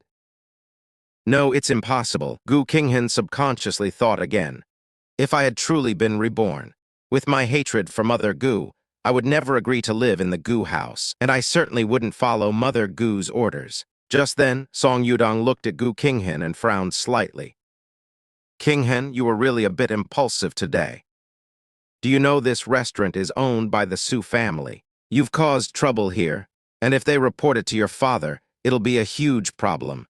Her voice carried a hint of worry and reproach. Gu Qinghan's expression froze, surprise flashing in her eyes. She couldn't help but ask, "This restaurant belongs to the Su family." The figure of Su Xiaowei instinctively appeared in her mind. Which Su family? Could it be the Su family that Su Xiaowei belongs to? Seeing this, Song Yudong nodded. Her family had run catering chains for generations. She knew almost everything about the catering companies in Heicheng. She leaned over slightly and lowered her voice. The Su family's main business is eye and new energy. They are renowned in those fields. But a few years ago, they suddenly entered the grain and catering industries. I heard it's because a younger member of the family likes it. This restaurant was opened with their investment. I don't know if it has anything to do with Su Xiao. After all, Su Xiaowe's surname is also Su. Coincidences do happen in this world. Chu Royal frowned deeply beside them, saying hesitantly, "That can't be right. The Su family has such a massive empire, spanning so many fields and possessing such wealth. Would they really let their children study agriculture? I heard that Su Xiaowei is into peanut farming. That's quite a leap." In her understanding, children of wealthy families usually join the core family business. Studying agriculture is simply unimaginable. Song Yudong rubbed her chin, a thoughtful look in her eyes. "I'm not sure about that. My family and the Sus have never had any contact. The Su family isn't local to Heichang. They are from Baikang. Their main influence is concentrated in Baikang, as Heicheng natives, Gu Qinghan and the others, really haven't had any contact with the Su family's younger generation. But they all felt it couldn't be this Su Xiaowei. After all, which top-tier wealthy family would let their daughter study farming? It's simply unheard of. Absolutely unbelievable." After hearing this, Gu Qinghan suddenly stood up. She said in a deep voice, "I'm going out to take a look." With that, she strode toward the door of the private room. Her pace was slightly hurried. After Gu Qinghan left, the room fell into a brief silence. Chu Royal looked at Song Yudong, scratched her head, and whispered, "Yudong, don't you think Qinghan's attitude toward Chen is strange?" Her eyes held a hint of inquiry. Song Yudong's expression immediately soured. There was some dissatisfaction in her tone. She herself was wavering between Chen and Chen Zi, caring for one and unable to let go of the other. If she continues like this, the result will only be losing both, and she will regret it when it's too late. As she spoke, a complex emotion flashed in her eyes. She seemed very disappointed in Gu Qinghan's actions. Looking at Song Yudong, Chu Royal vaguely felt that Song Yudong seemed somewhat dissatisfied with Gu Qinghan, but she didn't say anything more. She just sighed silently in her heart. On the other side, I changed clothes in the staff locker room. I folded my uniform neatly and put it in the locker. I packed my things and prepared to leave. At that moment, I checked my phone and immediately frowned. I saw several messages from Gu Qinghan on the screen. This was her other account. "Chen, where did you go? Are you still in contact with Su Xiaowei? Did she help you get this part-time job? Chen, don't take the bus anymore. I'll have Uncle Mew drive you to and from school." I looked at these messages, feeling bewildered and speechless. In my previous life, Gu Qinghan always despised me and even spoke harshly, saying that taking the bus with her was just a way to get her attention. But now, look at this. Now that I don't, she's still not satisfied. And why did Gu Qinghan suddenly mention Su Xiaowei again? What does this have to do with Su Xiaowei? I shook my head helplessly and didn't reply. I just left the restaurant. Gu Qinghan searched the restaurant, her eyes urgent. But she couldn't find any sign of me. A thought suddenly flashed through her mind. She wondered if Su Xiaowei had taken me away. After all, this restaurant was likely funded by Su Xiaowe's family. Thinking of this possibility, her heart felt as if it were being gripped tightly by an invisible hand. The feeling of irritation grew stronger. She was restless and couldn't calm down at all. The food in front of her seemed to lose all color and taste, making it hard for her to swallow. The private room where she had been now felt like a cage, making her feel suffocated. She couldn't sit still any longer. She took her childhood friends, Song Yudong and Chu Royal, and went to sit at a table outside. Only Song Yudong and Chu Royal, who grew up with her, would indulge her. Anyone else probably wouldn't have been able to stand her current moody and foul temperament. Seeing Gu Qinghan looking devastated, Chu Royal felt a bit of pity. After calling the waiter and ordering, she asked on Gu Qinghan's behalf, "Where is that new intern from a university? He's our classmate. Is he off work?" In fact, she didn't even need to explain. Everyone in the shop knew the relationship between them. After all, not long ago, they had fought with other guests, right here in the restaurant over that intern. It had become common knowledge to everyone. Hearing their question, the waiter leaned in and whispered, "He seems to have left. Because of what happened just now, the manager fired him. There was a hint of sympathy in the voice. Gu Qinghan was stunned for a moment. She instinctively glanced at Gu Qinghan. Her eyes were full of surprise as she couldn't help but say, "What, he was fired?" Her voice rose slightly due to the shock. The waiter nodded slightly, confirming the news. Hearing this, Song Yudong frowned deeply and looked at Gu Qinghan. Her expression was full of reproach. "Qinghan, you really went too far this time."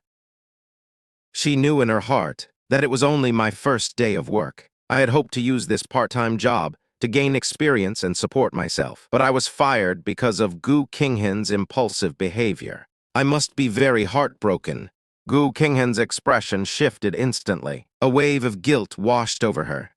But she quickly remained stubborn and said, "If he's fired, he's fired. The environment here is too complex anyway. It's not suitable for him." Despite her words, her eyes revealed a hint of anxiety. She couldn't help but start overthinking. Why on earth did he need a part-time job? Could it be that the Gu family's salary for Mu Chen's father is too low? Resulted in Mu's father not giving him enough living expenses, which is why he had to take a part-time job. But although Gu Qinghan acted tough, she couldn't find peace inside. She felt like she was sitting on pins and needles. After a moment, she couldn't sit still any longer. She immediately stood up and strode toward the restaurant exit, preparing to leave the restaurant to find me. Just as she reached the door, Song Yudong acted quickly and stepped forward to block Gu Qinghan. Song Yudong looked at Gu Qinghan and said seriously, "Qinghan, I suggest you stop looking for Mu Chen. Didn't Chen Zi just get discharged from the hospital? You should go visit him." In Song Yudong's view, Gu Qinghan was now wavering between Mu Chen and Chen Zi. This behavior not only hurt both boys, but also threw her into chaos. Upon hearing this, Gu Qinghan's expression instantly darkened. She said with a grim face, "Why are even you stopping me from finding him?" "Song Yudong, did Mu Chen giving you flowers at the freshman gala make you like him too?" Her tone carried a hint of anger and interrogation, as if she had already decided Song Yudong had other motives. Song Yudong frowned, her expression becoming very dark. She looked at Gu Qinghan and said with emphasis, "Qinghan, listen to what you're saying. You're too impulsive, calm down a bit." Song Yudong found that whenever it involved Mu Chen, Gu Qinghan became like a different person, always becoming incredibly impulsive and completely losing her usual rationality. Moreover, Gu Qinghan's personality was inherently cold and self-centered. She rarely thought about things from other people's perspectives. This made it easy for her to cause resentment and hurt those around her. Yet she herself was completely unaware, simply acting blindly according to her own thoughts. Gu Qinghan sneered, her eyes full of disdain. "Mind your own business, I know what I'm doing." After speaking, she forcefully shook off Song Yudong's hand and walked straight to her car. She opened the door, started the engine, and drove away in a cloud of dust. Gu Qinghan watched this scene with a conflicted expression. She said to Song Yudong, "Yudong, why did you get into a fight with Qinghan? She has always been this kind of person. The more you speak, the less she will listen." She paused and then said doubtfully, "Didn't you used to never care about these things? Why are you meddling today?" Song Yudong remained silent for a long time. "I just couldn't stand to watch it. Her behavior will only bring more trouble to others." The others she mentioned needed no explanation. Gu Qinghan also knew she was referring to Mu Chen. Hearing this, Gu Qinghan couldn't help but glance at Song Yudong a few more times. She felt Song Yudong's behavior today was somewhat unusual, usually the most taciturn and always a bystander. She had now become fond of meddling. Not long after I left the restaurant, my heart was full of annoyance. I walked straight toward the bus stop. Standing under the bus shelter, I looked up slightly toward the distance. The streetlights lit up one by one. The dim yellow light cast on my tired face added a touch of loneliness. Just then, a red car sped over like a gust of wind. It screeched to a halt not far from the bus stop. The car door opened quickly. Gu Qinghan stepped out of the car with large strides. She walked quickly up to me, breathing slightly heavily. She asked in a low voice, "Why didn't you reply to my message? Did you not see it, or did you just not want to reply?" Her tone carried a hint of barely perceptible grievance. I slowly turned my head and looked at her calmly. There was no ripple in my eyes, as if the Gu Qinghan before me was just an insignificant stranger. I said indifferently, "Miss Gu, do you still have business with me?" My tone was steady, yet like a cold knife, piercing straight into Gu Qinghan's heart. Hearing such a cold response, Gu Qinghan felt a sting in her heart. She couldn't stand me being so cold to her. Her brows furrowed tightly. A flash of anger and a bit of unwillingness crossed her face. She said in a deep voice, "Chen, I fought for your sake. Don't you want to say something?" Her voice unconsciously rose a bit, as if she wanted to use this way to get my attention. I was stunned by Gu Qinghan's almost interrogative words. The feeling of irritation in my heart grew stronger. I bit my lower lip slightly, a flash of annoyance in my eyes. However, that Gu Qinghan would actually fight for me tonight. This was indeed something I hadn't expected. I remained silent for a few seconds and took a deep breath, trying hard to calm my emotions. Looking at Gu Qinghan, I said softly yet with absolute firmness, "Miss Gu, don't do this kind of thing anymore. I won't feel grateful. I'll only find it troublesome." I stared intently into Gu Qinghan's eyes, as if I wanted to convey my inner thoughts to her without reservation, specifically picking words that Gu Qinghan wouldn't like to hear. "I don't need you to do these things for me. In fact, if you hadn't appeared today, I would have been fine. And the restaurant wouldn't have had this trouble. Do you know how much inconvenience your momentary impulse caused others? Our manager is still contacting the PR department to handle this. And because of this, I lost this job." Although my voice was gentle, every word was like a needle piercing Gu Qinghan. Hearing these words, Gu Qinghan felt as if she were frozen. The expression on her face shifted from anger to shock. She opened her mouth, wanting to say something, although my voice was gentle and my emotions stable. Yet from this calm and gentle exterior of mine, she truly felt the disgust and impatience I had for her in my heart. It's been so many days since I was reborn. She seems to have been immersed in memories of the previous life, always unable to adapt to the completely different me now. I actually loathe her. This was simply an absurdity in her understanding. How could it be? I saw that Gu Qinghan didn't respond. Gently pushing her aside, I said in a flat tone, "If there's nothing else, I'll be going." Saying this, I turned to leave. Seeing this, Gu Qinghan seemed to suddenly snap back to her senses. She immediately reached out and grabbed my hand. Her grip was so strong it felt like she would crush my wrist. Her eyes stared intently at me. With a hint of panic in her eyes, she asked urgently, "Why did you suddenly start working? Are you short on money? In my past life, I never took a part-time job." This left her very confused. My body stiffened slightly as she held me, and I turned my head, giving her an unexpected answer. "I don't want to go back to the Gu house, and I don't want to see you." Gu Qinghan's hand instinctively loosened, and she stood frozen in place. The expression on her face was too complex to describe. There was shock, disappointment, and a hint of unprecedented helplessness. I shook off Gu Qinghan's hand. Just then, a bus slowly pulled into the station. Without even checking the bus number, I hurried on board. The always arrogant and self-centered Gu Qinghan remained where she was, looking at my departing figure with hurt in her eyes. I could feel her gaze, like a shackle tightly locking me down. But I didn't look back. I am actually a very soft-hearted person. When I first arrived at the Gu house, seeing Gu Qinghan argue with her mother and run away from home, even rushing out into a rainstorm, I could never bear it and would always follow her, comforting her, buying her water, and bringing her an umbrella. However, my kindness did not bring me any reward. Gu Qinghan was used to being a high-end mighty young miss. She took other people's kindness for granted. In my previous life, I was blinded by love, but now, having experienced rebirth, I will not make the same mistake again. Meanwhile, on the other side of the city, Su Xiaowei walked quickly to the back door of the human fireworks restaurant. The security guard at the door nodded slightly upon seeing her, as if he were very familiar with her. Without stopping, she pushed open the back door and entered the restaurant. When Su Xiaowei entered the restaurant, the commotion inside had already been settled. The 3 beaten customers refused compensation and kept insisting on calling the police. Manager Wang had no choice but to contact the legal department to handle it. He also contacted the people from the Gu family. To put it simply, this was caused by Gu Qinghan. When the restaurant couldn't handle it unilaterally, they had to call in the Gu family to to resolve it together. Anyway, the restaurant was willing to compensate and cooperate, but they couldn't agree to excessive demands. After arriving at the restaurant, Su Xiaowei first went to her private booth. After putting down her bag, she made her way to the front hall. Her gaze scanned back and forth among the servers in uniforms. She didn't see me. Frowning slightly, she circled back to check the kitchen. Many of the staff members knew Su Xiao. Everyone thought the boss had come to inspect the work.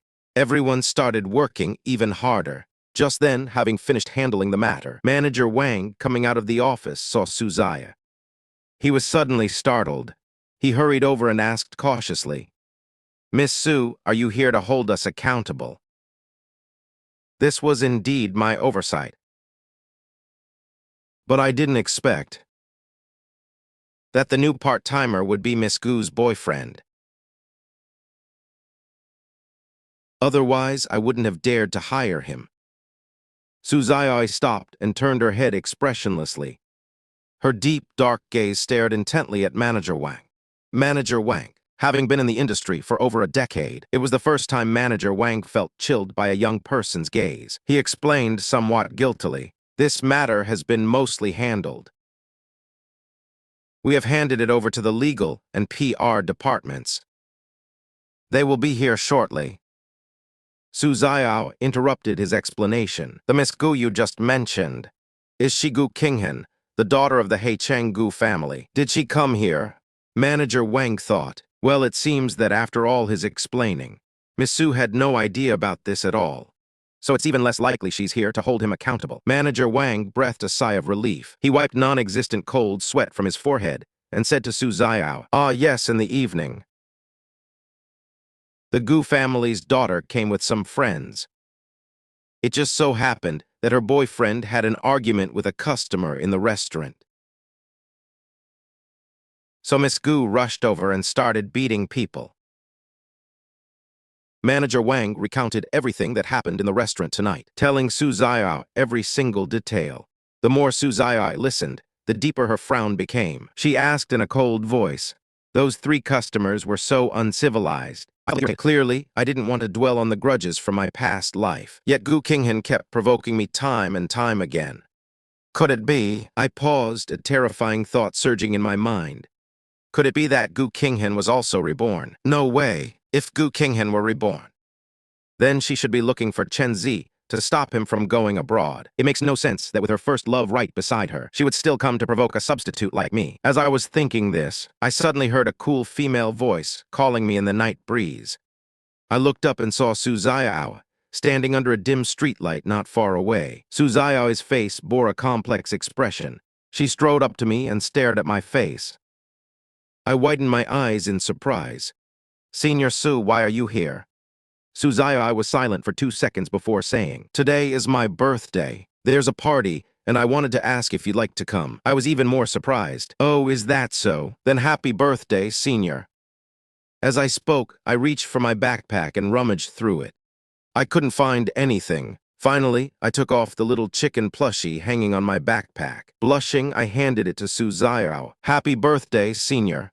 I didn't know before, so I didn't buy you a gift. In my past life, this chicken charm was taken by Gu Qinghan.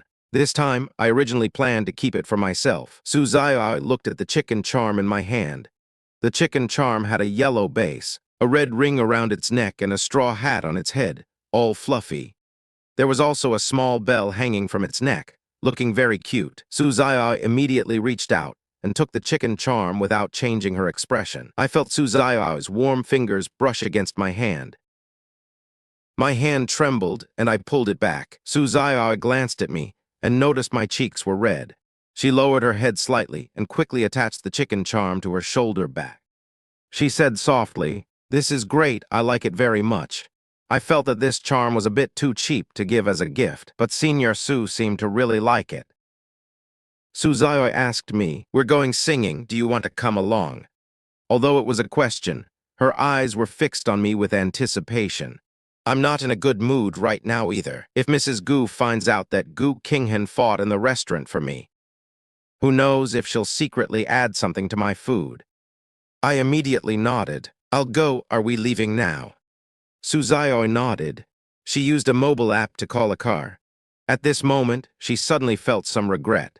Back then, because she wanted to study agriculture, she fought with her parents. When she ran away from home, she should have driven away in her Maybach. That car was a gift from her grandfather and didn't use her parents' money. She should have been able to take it. It's not practical to keep taking taxis with Chen.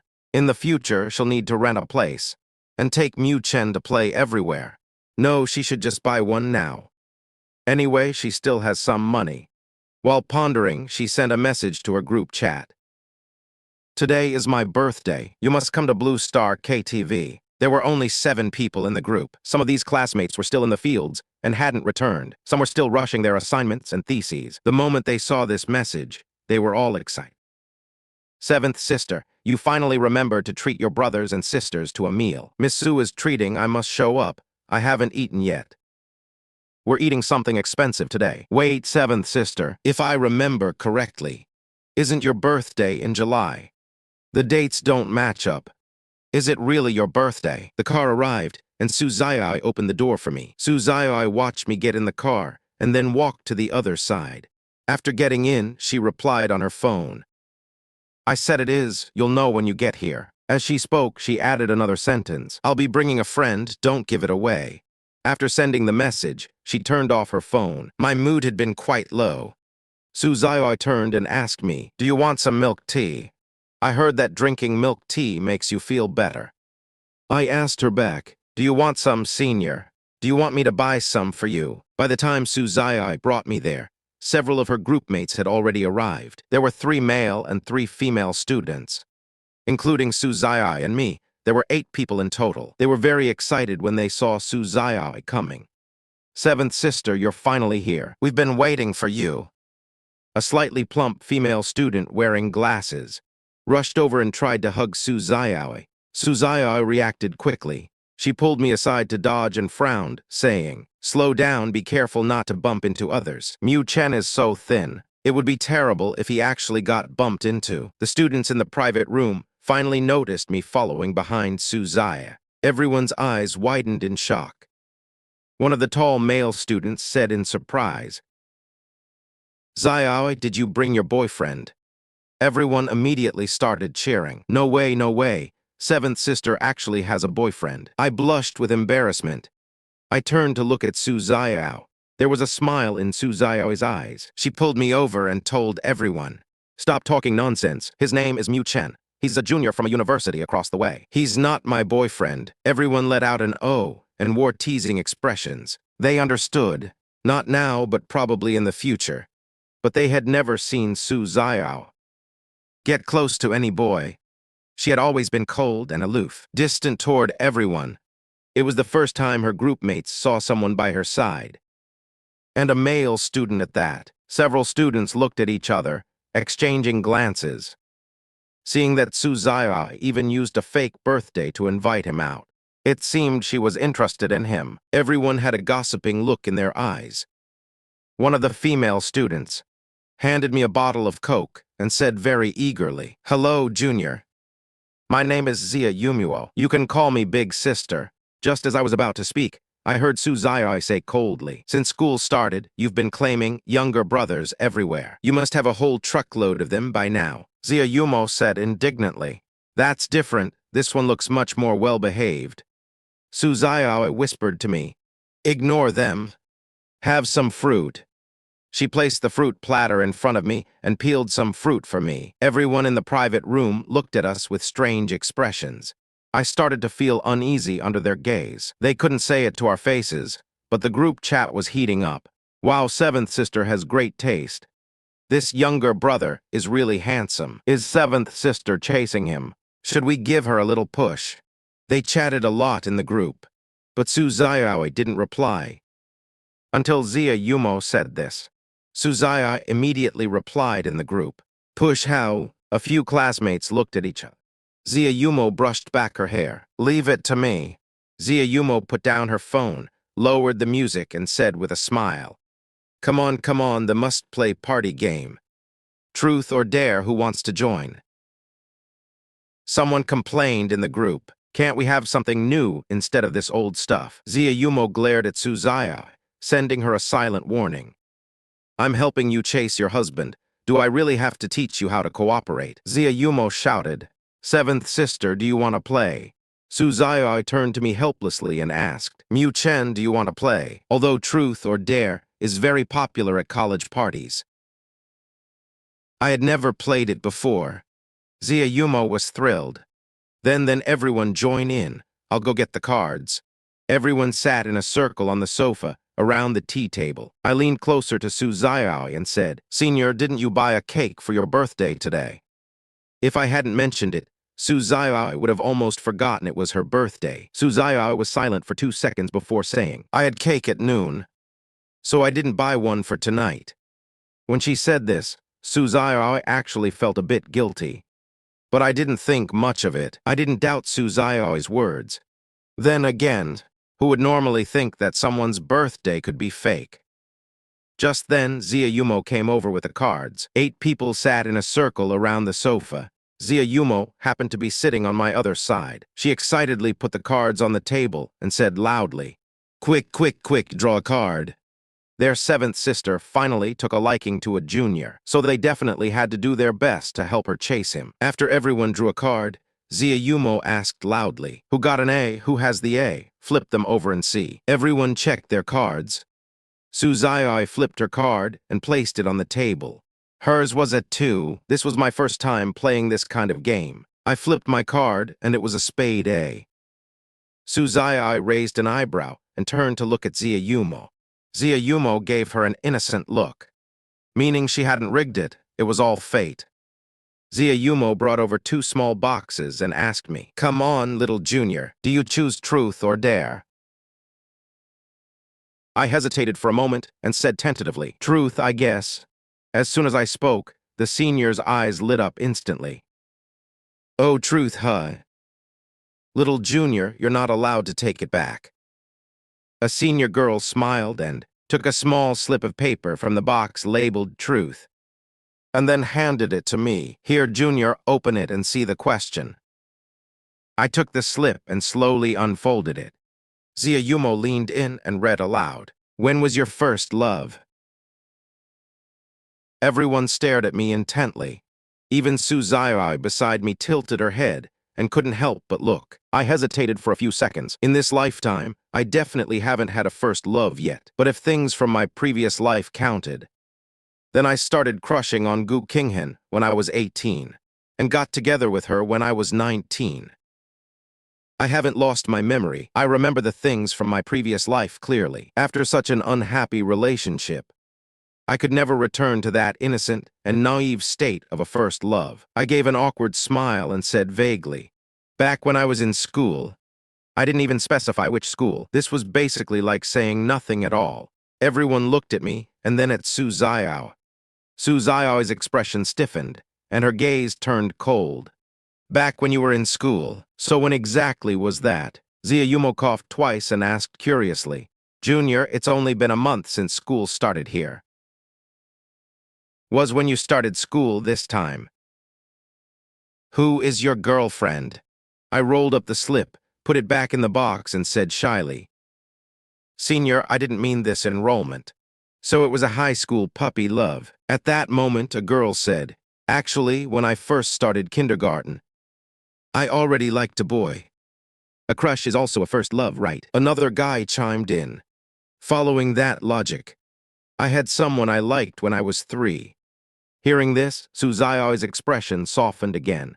Put that way, it seemed reasonable. Xia Yumo was speechless. Fine, fine, fine, you all have first loves. Everyone has a first love, happy now. Come on, let's continue to the next round. In the second round, a senior girl drew a card. She chose dare. Xia Yumo read the slip aloud. Pick someone and sit on their lap for 5 minutes. Everyone started cheering. Oh, don't pick me, my old legs can't take it. Amidst the laughter, the girl said happily, I choose the fragrant sister. Saying that, she picked another girl. Soon the game continued. This time, it was unexpectedly Su Xiaowei's turn to draw the card. She put the card down, smiled, and said, I'll choose dare. Xia Yumo immediately handed over the drawing box, secretly giving her a wink. Zia Yumo's signal was too obvious, leaving Su Xiaowei a bit helpless. Following Zia Yumo's gaze, she picked up a slip. After opening it, Zia Yumo took it and read aloud. Interlock fingers with the person to your right for 10 minutes. Everyone instantly started cheering. Wow, seventh sister, you're quite lucky in love. A burly senior to Su Xiaowei's left shouted. I can't even look Su Xiaowei in the eye anymore. Now, whenever I see Su Xiaowei's hand, I feel a bit shy. After playing truth or dare for over a dozen rounds, it was getting late. The seniors present. We're all human cattle and horses, raised in the fields by agriculture tutors. Every day, they had to dig the soil before dawn and drag themselves back covered in mud after dark. It was already 11 p.m. now. The cattle and horses were preparing to head back. Otherwise, once the dorms closed, they would have nowhere to go. Zia Yumo asked Su Xiaowei, "Seventh sister, are you going back to the dorm?" Su Xiaowei used to live in the dorm, although she had a house in the nearby Dongshan villa area. She rarely went back to Dongshan, but recently, for some reason, Su Xiaowei hadn't been going back to the dorm much. Zia Yumo looked at me, and then at Su Xiaowei. The gossip in her eyes was almost overflowing. As expected, Su Xiaowei shook her head. "No, I'm taking Chen back." Zia Yumo let out an "oh" and said with a smile, all right, we'll head out first then." Most of them lived in the school dorms. They returned to school before the dorm doors were locked. Su Xiaowei led me out of the mall and hailed a taxi. She asked me, "Did you have fun tonight?" She looked at my face to see if I was still sad. I smiled and said, "Thank you, Senior Su. I had a great time tonight." Su Xiaowei smiled. "That's good. I was worried you wouldn't like it so noisy." After all, I looked like the quiet, good boy type. She was worried I wouldn't be used to going to a KTV. Meanwhile, everyone in their group chat was teasing Su Xiaowei.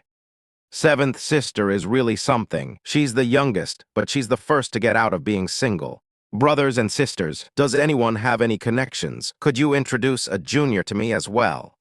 There's no one to help me harvest peanuts in the field. I'll find a junior to harvest peanuts with and build a relationship. Su Xiaowei, we have no class Wednesday afternoon. Ask your junior if he wants to go to an escape room together.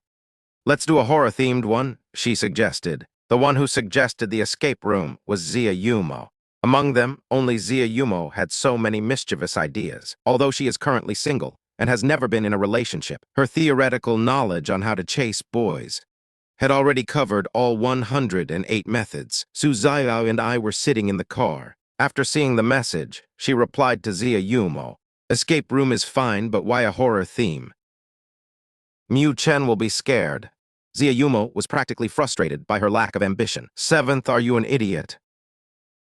Without me, how are you ever going to find a husband in this life? Let me tell you, when taking a guy you like to an escape room, the scarier the theme, the better. If you're not scared, how will you dive into his arms? Just wait. Bring the junior on Wednesday, and I'll arrange everything for you." Although Su Xiaowei felt that Zia Yumo was a bit unreliable and exaggerated, the effect of the KTV this time was actually quite good. At least she had held my hand. Since then, whenever I see her eyes, I tend to look away. I seem to have suddenly become shy. This is a good sign. When Su Xiaowei likes someone, she only thinks about attacking quickly. She doesn't want to drag things out. What if the guy she likes is chased away by someone else? Also, Gu Qinghan's attitude towards me was ambiguous. Su Xiaowei actually felt a strong sense of crisis. Thinking of this, Su Xiaowei turned to ask me beside her, "Chen, do you have class Wednesday afternoon?" I paused for a moment and then said, "I don't think so, let me check my schedule." Saying that, I opened my schedule on my phone to check. Then I showed the schedule to Su Xiaowei. "I have no class on Wednesday afternoon." Su Xiaowei's gaze swept over my schedule. She has a photographic memory. With one look, she memorized my schedule. She asked in a low voice, "The seniors said they want to go to an escape room on Wednesday. Have you played it before?" Su Xiaowei was quite close, her voice low and deep, as if she were whispering right in my ear. My cheeks instantly turned red. Escape room, another very popular and trendy game that students loved to play, but it was a game I had never played. I'm naturally a bit introverted. But after tonight, I think hanging out with Su Xiaowei and the others is quite nice. I don't feel held back because the seniors are really wild when they have fun. I don't feel like I don't fit in. With my head down and face blushing, I whispered, I've never played it. Senior, have you played? Is it fun? Su Xiaowei looked at my expression, her lips curling slightly as she whispered, I've never played either. We can go and try it together this Wednesday. When the two of us returned to the Dongshan Villa area, it was already 11:30 p.m. I rarely come back this late. Especially in my previous life, I almost always came back by 6 or 7. However, lately, I've been returning this late. Gu Qinghan was standing at the entrance of the villa area, arms crossed, gazing gloomily at the roadside nearby. Su Xiaowei saw me out of the car, and the two of us walked side by side toward the entrance. Gu Qinghan, with a cold face, turned and strode away. As Su Xiaowei walked me to the entrance, I asked her, Senior, do you live around here too? Su Xiaowei also had a villa here. When she decided to study at a university, her grandfather bought it as a gift for her. Her parents disagreed with her desire to study agronomy and even cut off her allowance for it, claiming they wouldn't care for her during her 4 years of college. But her grandfather supported her greatly. After all, her grandfather had lived in the countryside in his youth and enjoyed growing vegetables and such. Out of love for his precious granddaughter, the old man bought a villa nearby for Su Xiaowei. The villas here are very large, with front and back gardens totaling over 200 square meters, just right for Su Xiaowei to grow things. Su Xiaowei pointed in a direction and told me, I live over there, not far from here. I looked in the direction she pointed. I didn't think it was within the Dongshan Villa area. Looking at the vast expanse of lights over there, I guess Su Xiaowei lived in some residential complex in that area. I reached the entrance and said goodbye to Su Xiaowei. Thank you for the ride, Senior Su. I'll head back now. Su Xiaowei stopped, nodded, and waved her hand at me. See you tomorrow. My gaze lingered on her fair, slender hand with well-defined joints.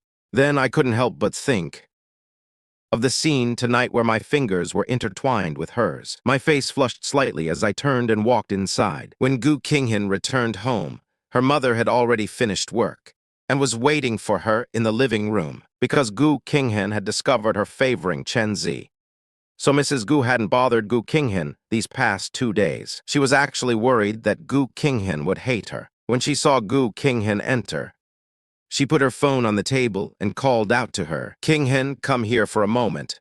With a grim face, Gu Qinghan ignored her and walked straight upstairs. Mrs. Gu frowned, suppressing her dissatisfaction, and called again, Gu Qinghan, I told you to come here. Gu Qinghan's steps upstairs paused. With a gloomy face and a look of annoyance, she turned around, strode over to the sofa, and sat down. Crossing her legs, she looked at Mrs. Gu. What do you want with me? Mrs. Gu sat there with a sarcastic smile on her face. What else could it be? Of course, it's about your marriage to Chen. Gu Qinghan was stunned for a moment, then frowned. You don't need to interfere in my business with Chen. What marriage?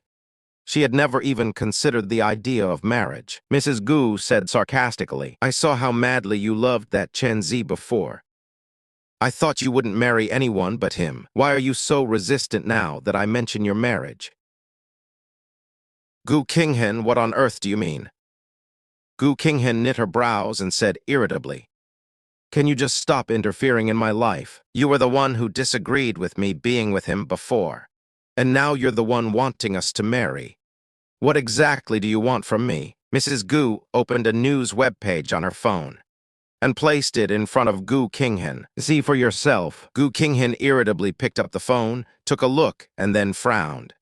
Who leaked this? Entering a hotel together late at night. The news was full of her and Chen dating and entering hotels, even including photos of her bringing Chen back to the Gu family ancestral home. The Gu family is quite well known in Heicheng. As the richest family in Heicheng, the Gu family heir, Gu Qinghan, had been in the spotlight since childhood, even when she gave up going abroad to study at a university. It was reported for several days. Chen father was originally in politics, but he had recently fallen from power. During this sensitive period of investigation, Gu Qinghan was dating his son and even brought him home to meet her parents. This inevitably led people to speculate. In an instant, news reports flooded everywhere.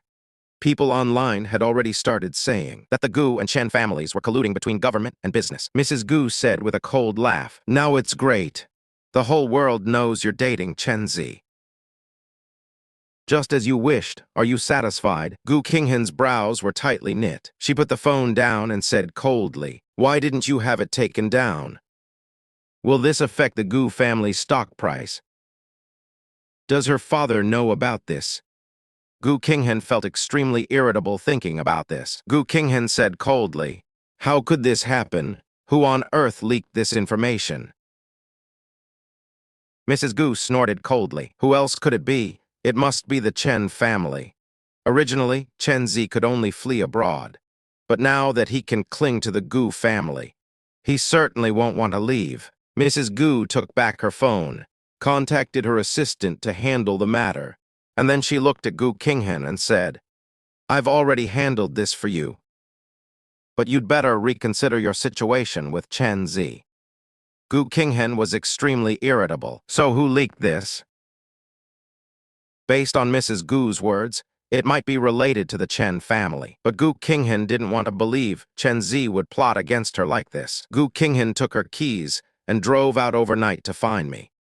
Just as she left, I was walking in from outside. Her headlights flashed, and I raised my hand to block the light. Then I glanced at the driver's seat and locked eyes with a gloomy-faced Gu Qinghan.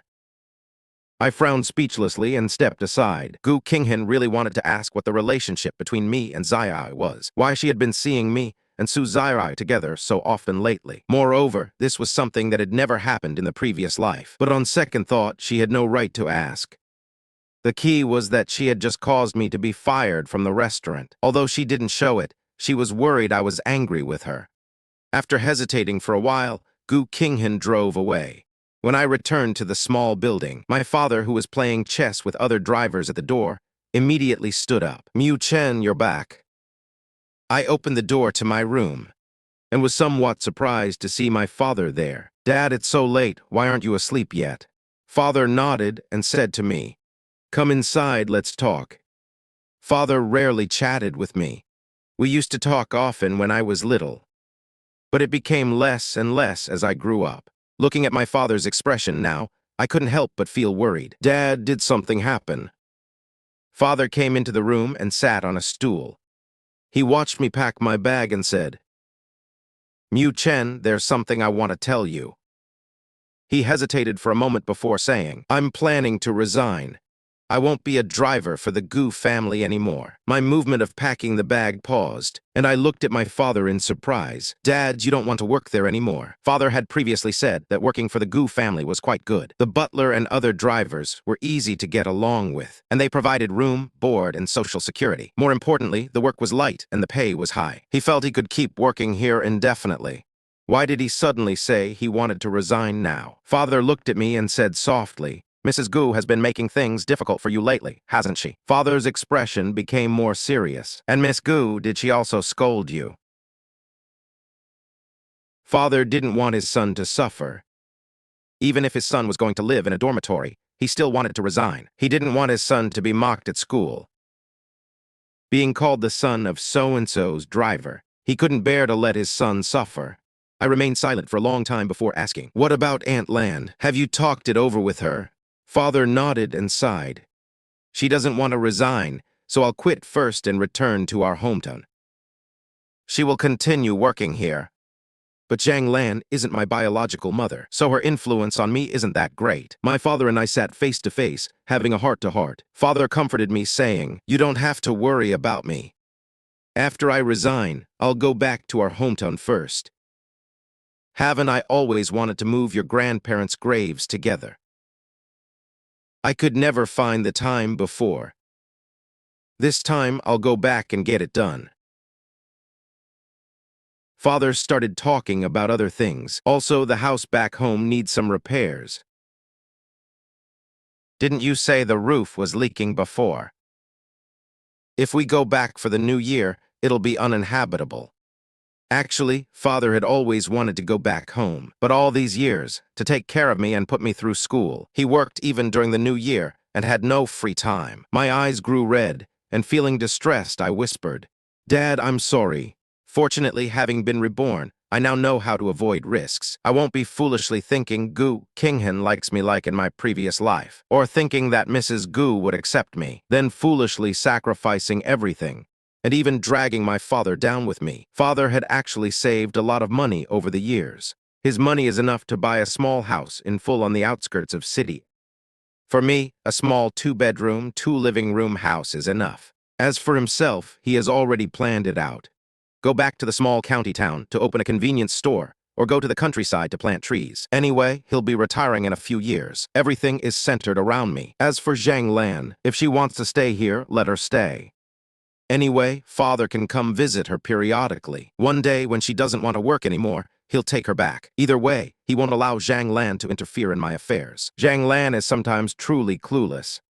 After father left, I suffered from insomnia. I couldn't sleep all night. In my previous life, Gu Qinghan and I had a 5-year relationship, although the result was not as desired. During the relationship, Gu Qinghan was at least decent to me on the surface. The only painful part was that Mrs. Gu drugged me, causing my health to be poor and making me despised by the Gu family. Now that I've started this life over, everything is developing toward a different possibility. But instead, I became anxious about the uncertain future and whether another car accident would occur. I sat up in bed. Outside the window, the croaking of frogs rose and fell. I turned on the bedside lamp. I drew the curtains and pushed open the window. Instantly, the night breeze carrying damp soil and a faint floral scent flooded into my room. I leaned over the edge of the bed to look at the plants in the small garden outside. At that moment, in the dim light, I saw someone sitting in the pavilion. That person, dressed in white, was sitting on a stone bench in the pavilion. With long legs stretched out, they were looking in my direction. I was stunned the moment I saw Gu Qinghan. As if I had been startled, I quickly looked away, stood up, and closed the window. At the same time, I muttered to myself, "It's 2 in the morning. Why is Gu Qinghan still standing outside the window? Like a lingering ghost, it's quite terrifying. Besides, didn't she drive out this evening? How did she get back so soon? Wasn't she going to find Chen Zi?" Gu Qinghan saw me when I closed the window. Gu Qinghan suddenly stood up and strode over. Her voice was slightly hoarse as she called out to me in a low tone. Gu Qinghan's brow was furrowed. Driving slowly beside me, she said impatiently, "Mu Chen, didn't you agree to let me pursue you last night?" I frowned. I didn't say such a thing at the time. Moreover, when Gu Qinghan said she wanted to pursue me, I clearly refused. But obviously, Gu Qinghan didn't listen to me. I walked to Gu Qinghan's car. Gu Qinghan thought I was willing to get in. Her brow relaxed, and a smile appeared at the corners of her mouth. "I knew you would get in." I had no intention of letting her pursue me. I walked up to her and said seriously, "Group Leader Gu, I never said such a thing, and I don't want to take your car to school. Your car and you are both too eye-catching. I don't want to be in the news again." Saying this, I turned and walked away, taking a side path to go catch the bus. Gu Qinghan's face dropped. She irritably slapped the steering wheel. Just then, Gu Qinghan's phone rang. She saw that the call was from Chen Zi. She softened her expression and answered the phone. "Chen Zi." "Hello, Chen Zi." Chen Zi's weak voice came through the receiver. "Hello, Qinghan. Can you come to the hospital and keep me company?" When Gu Qinghan arrived at the hospital, she found that Chen Zi's condition was not good. Seeing Chen Zi like this, her hatred for Mrs. Gu increased. She couldn't understand why Mrs. Gu was so cruel to treat Chen Zi this way. Chen Zi was hospitalized because he was drugged because of her. It would be fine if Chen Zi's illness could be cured. But what if it couldn't be cured? Wouldn't she have to stay with Chen Zi for the rest of her life out of guilt? That's how the human heart is. When a person becomes a burden, love disappears at the same time. Chen Zi was on an IV drip. His face was pale and didn't look good. When he saw Gu Qinghan enter, Chen Zi's expression worsened. He stared at Gu Qinghan and asked, "Qinghan, why did you suddenly leave yesterday? Is it because you're unwilling to marry me as my mother wants?" Gu Qinghan sat by Chen Zi's bedside. She reached out to comfortingly rub Chen Zi's head and said softly, "I had something to attend to yesterday. It wasn't because of that, so don't overthink it." Chen Zi sneered. "Gu Qinghan, how much longer are you going to hide it from me?" Chen Zi's expression became somewhat distorted. He looked at Gu Qinghan with resentment. After I ate that bowl of bird's nest porridge at your house, I suddenly had stomach pain and was hospitalized, and I haven't recovered even now. Do you know what the doctor said? After Gu Qinghan learned the truth that day, she had the doctor conceal the situation. After all, that hospital was a private one owned by the Gu family. The doctor shouldn't have dared to reveal the information casually. Gu Qinghan looked at Chen Zi with a complex expression. What did the doctor say? While observing Chen Zi's face, she thought to herself, which doctor exactly was so disobedient? Chen Zi looked at Gu Qinghan with some disappointment. He had originally thought that since he and Gu Qinghan were childhood sweethearts, and Gu Qinghan had expressed her liking for him since middle school, she must have been sincere. But in the end, Chen Zi looked at Gu Qinghan with red-rimmed eyes. I know the doctors in your hospital wouldn't tell me the truth. So my mother took me to a public hospital outside for a checkup. The doctor said it was a drug overdose. Chen Zi started crying as he reached this point. He said in a hoarse voice, that drug already had many side effects. As it happens, I am quite sensitive to this drug. Even a normal dose would affect my body. Let alone the fact that the doctor said I took an overdose. Gu Qinghan, your mother and you are both accomplices. Gu Qinghan's expression was panicked at first, but her expression soon calmed down. Although she and Mrs. Gu had a strained relationship, she also knew that mother and daughter are one. If her mother was, then as the daughter, how could her own reputation remain intact? Mrs. Gu was still the wife of the head of the Gu family. If people found out she had done such a thing, the Gu family's stocks would likely plummet. Gu Qinghan thought about this, looking at the devastated Chen Zi. She immediately stood up and held him in her arms. Stroking his head, she whispered, it's okay, it's okay. You're sick right now, don't get worked up. I'll be heartbroken if your health worsens because of this.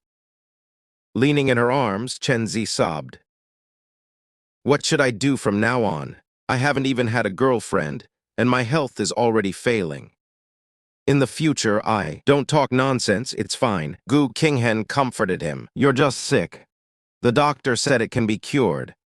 Stop overthinking. As she spoke, Gu Qinghan leaned over slightly. Looking at Chen Zi with affection, she whispered, whether you can be cured or not, I will never abandon you. If you're still worried, how about we get engaged this month? Chen Zi stared at her, eyes filled with surprise. Really, Qinghan, will you marry me? I was surprised not to see Su Xiaowei on the bus this time. I had seen her on the bus almost every day lately. I checked the time on my phone. It was definitely the right bus. Could it be that Su Xiaowei has no classes today? I took the bus to school alone. On the way, I wondered if I should text Su Xiaowei. But then I thought it might be inappropriate. We aren't close enough to pry into each other's lives. However, not just that day. For the next 3 days, I didn't see Su Xiaowei again. Just then, I received a notice from the logistics department. My dormitory application was approved. I was instantly excited. After class, I went with Shen Heyakshuan to see the dorm. Shen Heyakshuan told me, we're on the 5th floor. I'm in 504, and you're in 502. I've asked around for you. The other 3 in 502 are from the history department. I've met them. They're generally pretty easygoing. I nodded and said, that's good. We arrived at the dorm and found that the previous student had already cleaned the bed thoroughly. So we decided to buy some daily necessities first. I'll move in directly tomorrow. Anyway, my father has already resigned. Now I can finally completely distance myself from the Gu family. A boy with glasses in the dorm asked, which one of you is moving in? I immediately spoke up. It's me. I'm Yu Chen, a freshman from the School of Literature. The boy looked at me. I'm Wen Jingren from the School of History. You look a bit familiar. I thought, why else would I look familiar? It must be because I helped Mrs. Gu take photos of Gu Qinghan in class and ended up in the school gossip group. That's why everyone knows me. I'm mentally strong. I've been through this in my past life. Now these things no longer faze me. Shen Heyakshuan said with a smile. Wen Jingren, you look familiar to me too. I know you. You performed at the opening celebration party, right? With that, Shen Heoxuan walked over and started chatting enthusiastically with Wen Jingren. After they finished chatting, they exchanged IDs, calling each other brother. I'm truly amazed by Shen Heoxuan. After we left, I said I wanted to buy supplies at the campus supermarket. I tidied up the dorm briefly. Then after class in the afternoon, I prepared to head back early, planning to move into the dorm that night. Shen Heoxuan was a bit confused. Mu Chen, why are you in such a hurry to move? I nodded. Of course, I've been waiting for a long time. Plus, I found a part-time job at a fishing pond these past few days, every afternoon and evening when the pond is crowded. I'll work at the front desk, registering members and selling fishing gear. The work is simple and sounds quite easy. But it's a bit far from school, and even further from the Gu house. Once I live in the dorm, I won't have to commute from the Gu house. It'll be more convenient to go to my part-time job. In the afternoon, I went straight back to pack my things. After telling my father, I left the Gu house with my suitcase. Mrs. Gu, who had just returned from work, saw this and asked the butler, "Why is Mu Chen moving out?" The butler sighed and said, "Driver Mu is resigning, so Mu Chen is moving into the school dorms." Mrs. Gu said indifferently upon hearing this, "Then just hire another driver. We pay well, so finding a good one won't be a problem." The butler sighed inwardly and nodded. While handing her bag and coat to the butler, Mrs. Gu said, "It's for the best that Mu Chen moved out. I saw him commuting to school with Qinghan every day. I was worried he might have inappropriate feelings for Qinghan. Fortunately, last time I had him take photos of Qinghan at school, and he made Qinghan angry. Otherwise, Qinghan might have actually developed feelings for him." The old butler nodded with a forced smile. Yes, the madam is indeed thoughtful, as expected of the madam of the Gu family. Her foresight is truly remarkable. The day I moved into the dorm, after hesitating for a long time, I finally messaged Su Xiaowei. "Senior, I've moved into the dorms. I won't have to rush for the bus early in the morning anymore." At that moment, Su Xiaowei, who had just walked out of the school gate with classmates, suddenly stopped in her tracks. She frowned, her expression turning somewhat somber. Zia Yurong, who was with her, seeing her expression, finally couldn't help but ask, "Seventh sister, why have you been checking your phone every now and then these past 3 days? Who on earth are you waiting for a message from?" 3 days in a row. Su Xiaowei, who rarely used her phone, would pick it up to check it every now and then, as if she were expecting a message from him. Zia Yumo had told her that instead of waiting, it's better to take the initiative. But Su Xiaowei said, "I am taking the initiative, you just don't understand." With one sentence, she shut Zia Yumo up. Zia Yumo complained speechlessly. "What playing hard to get? What big plan are you plotting that you're using Sun Tizu's art of war?" Su Xiaowei didn't say anything until today, when Su Xiaowei finally received a message from me. A weight was finally lifted from her heart. After 3 consecutive days of not taking the bus, I finally sent her a message. Great, this is a very good start. It means I care about her. Su Xiaowei paused, her expression turning cold. Why did he move into the dormitory? Wait, how is she supposed to carry out her next plan now? Sun Tizu's art of war has failed her. Su Xiaowei really didn't expect that I would move into the dorm. Of course, on second thought, it's actually a good thing that I moved into the dorm. After all, Gu Qinghan's attitude toward me is very strange. As a woman, Su Xiaowei could keenly perceive that Gu Qinghan treats me differently. Su Xiaowei couldn't help but overthink. Looking at Mu Chen's attitude toward Gu Qinghan, they should no longer be together. Su Xiaowei looked at her phone, thinking she had to hurry. She sent a message asking me, "Are you staying in the dorm now? Do you need help moving?" I replied quickly, "I've already moved in. I didn't have much, so we've finished moving." Seeing this, Su Xiaowei felt a bit disappointed. I remembered that I had to treat Su Xiaowei to a meal. Sitting on my dorm bed, I messaged Su Xiaowei. "Senior, when are you free? Let me treat you to dinner." I had promised to treat her to a meal and milk tea, but I hadn't found the chance until now. Su Xiaowei raised an eyebrow. She recalled my class schedule and replied, I'm free tomorrow afternoon. I have no classes tomorrow afternoon. Perfect. She could take me to a barbecue restaurant near school for roasted lamb leg. Students who have been there say it's delicious. I should like it too. However, unexpectedly, I didn't agree. Sorry, senior. I have a part-time job tomorrow afternoon. How about we go the day after tomorrow instead? Did you get a new part-time job? What's the job? Where is it? Is it reliable?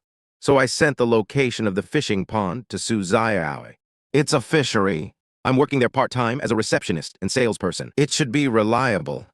I found this in the school's part-time job group. Some seniors have worked there before. Shortly after, I took the information I saw in the group and sent the part-time job details truthfully to Su Xiaowei. After receiving the message, Su Xiaowei quickly opened AMAP. She entered the name of the fishery to locate it. After confirming the location, she searched for detailed information about the fishery online, carefully reviewing many related introductions and reviews.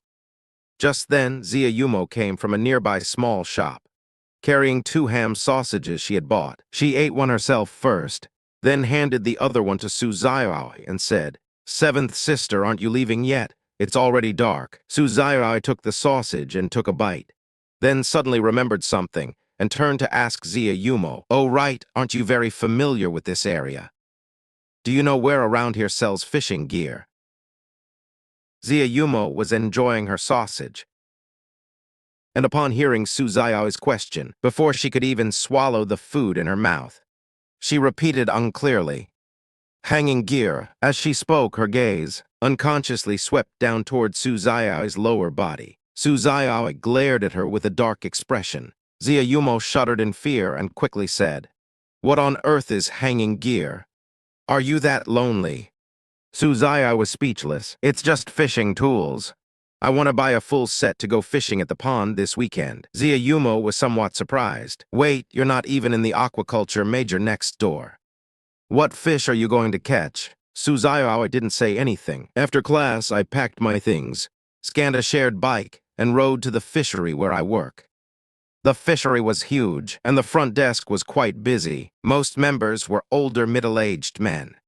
Since many were retired, it didn't matter if it was a weekend or not. There was a steady flow of customers on weekdays, too. They didn't mind spending money on memberships, bait, and gear, without any hesitation. It's just that many of them spoke in dialect, and as a non-local, I often couldn't understand them. There were 2 people at the front desk, one of whom was a girl. She was a relative of the fishery owner and was currently pursuing her master's degree. She usually comes to help when she's free. I didn't know how to use the system when I first arrived. Zia Yusai taught me very patiently. This checkout system is quite easy to operate. First, watch me do it once. Most of our members are on an annual fee plan. You need to register their membership cards. They can borrow fishing gear for free. They can also take the fish they catch for free. You don't need to worry about this part. I stood beside her and listened intently, because the owner of this fishing farm also runs a restaurant. So many people come here specifically to eat the fish. Things like booking private rooms at the restaurant. All of this is part of our job. The work is tedious, but overall it's not too busy. I'm a quick learner and picked it up very fast. After Zia Yusai finished teaching me patiently, she picked up the water cup beside her to get some water. She said to me with a smile, "Read through the materials for a bit while I go get some water." I nodded obediently and replied, "Okay, senior." Zia Yus is a graduate student at a university. She is currently pursuing her master's degree. So when I first met her, I politely addressed her as senior, just as Zia Yusai turned to get water. A familiar female voice suddenly rang out. "Who is she?" "She's you. Are you close with her?" Hearing this, I hurriedly looked up. I saw Su Xiaowei wearing an outdoor waterproof jacket, wearing a bucket hat, holding brand new fishing gear, standing at the front desk. Zia Yumuo was dressed similarly to Su Xiao. Standing behind Su Xiao, looking around curiously, my eyes lit up instantly. A look of pleasant surprise appeared on my face. I quickly stood up and greeted them warmly. "Senior Su, you've come here to fish too." Su Xiaoi smiled, nodded, and explained. Xia Yumuo has a project related to aquaculture, so I accompanied her here to find some materials. Xia Yumuo, who was reluctantly dragged along, glared. She gave Su Xiaowei a look. Su Xiaowei looked back at her without changing her expression. When does your project end? Do you want a monthly, quarterly, or annual card? Xia Yumuo thought to herself. Why ask her this question? How would she know when it ends?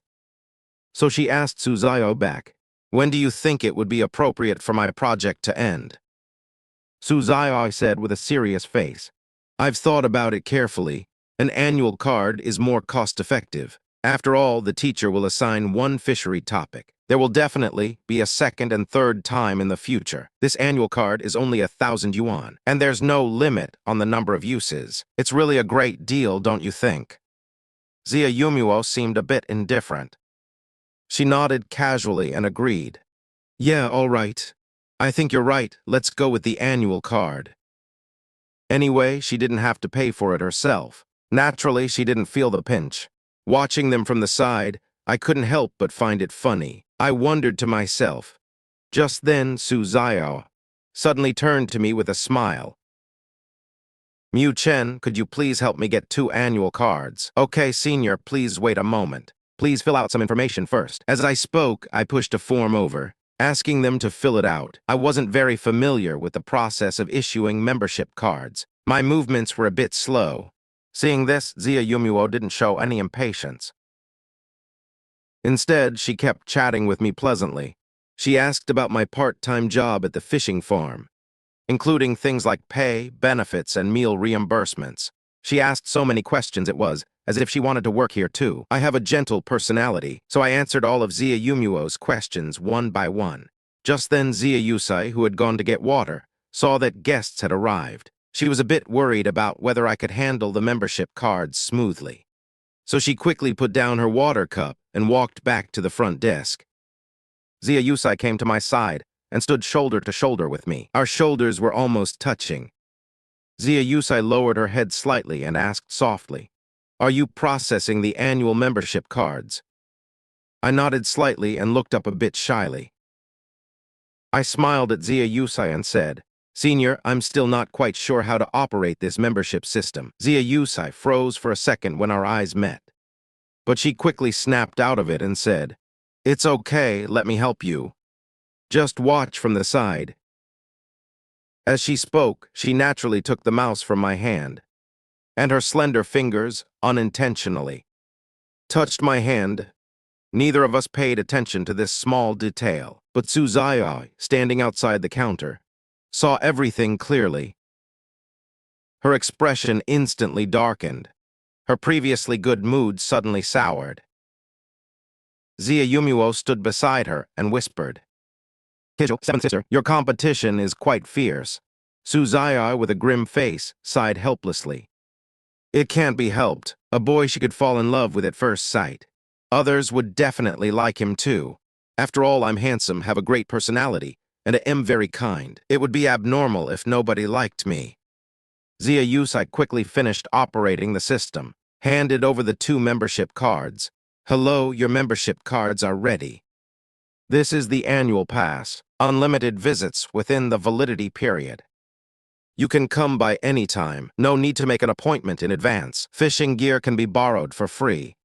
If you want to reserve a specific spot, you will need to book in advance." After Su Xiaowei and Xia Yumuo took the cards, they thanked Xia Yusai and me, then turned to leave, mentioning that they came to this small fishing pond for memberships. She found this quite puzzling, because if their goal was to conduct aquaculture research, then this small fishing pond didn't seem like a suitable choice. After all, the scale here is relatively small, and resources are limited. It's a far cry from the large fish farms owned by the agricultural college. Xia Yusai couldn't help but wonder, can the fish they catch here really help with their research? I bet they might not even catch a single fish all day. Her words revealed doubt and concern about their choice. Gu Qinghan only discovered I had moved on the 6th day. Before that, her attention was completely consumed by Chen Zi's emotions. Since Chen Zi was on the verge of a breakdown, Gu Qinghan worried he might do something impulsive. So she took a few days off specifically and brought Chen Zi back to her luxury apartment downtown, accompanying him through those 5 days. During this time, she did her best to soothe Chen Zi's emotions so that he could get sufficient rest and recover. However, by the 6th day, Chen Zi's physical condition had not fully improved. Although he insisted on returning to class, Gu Qinghan felt very restless in her heart. She began to realize that Chen Zi's aftereffects might be more severe than she imagined. At night, Gu Qinghan tossed and turned in bed, unable to sleep. Images kept flashing through her mind of Chen Zi's pale face and frail body. This made her feel increasingly anxious. Unable to endure the torture of insomnia, she decided to get up, as she usually did, and walk to the garden pavilion by the neighboring small building, leaning against the railing to feel the breeze. The garden was exceptionally quiet at night, only the rustle of the breeze gently brushing through the leaves. Gu Qinghan silently gazed at that tightly closed window. The lights inside were not on. It was pitch black. She couldn't help but think of her previous life, the time she spent with me in that room.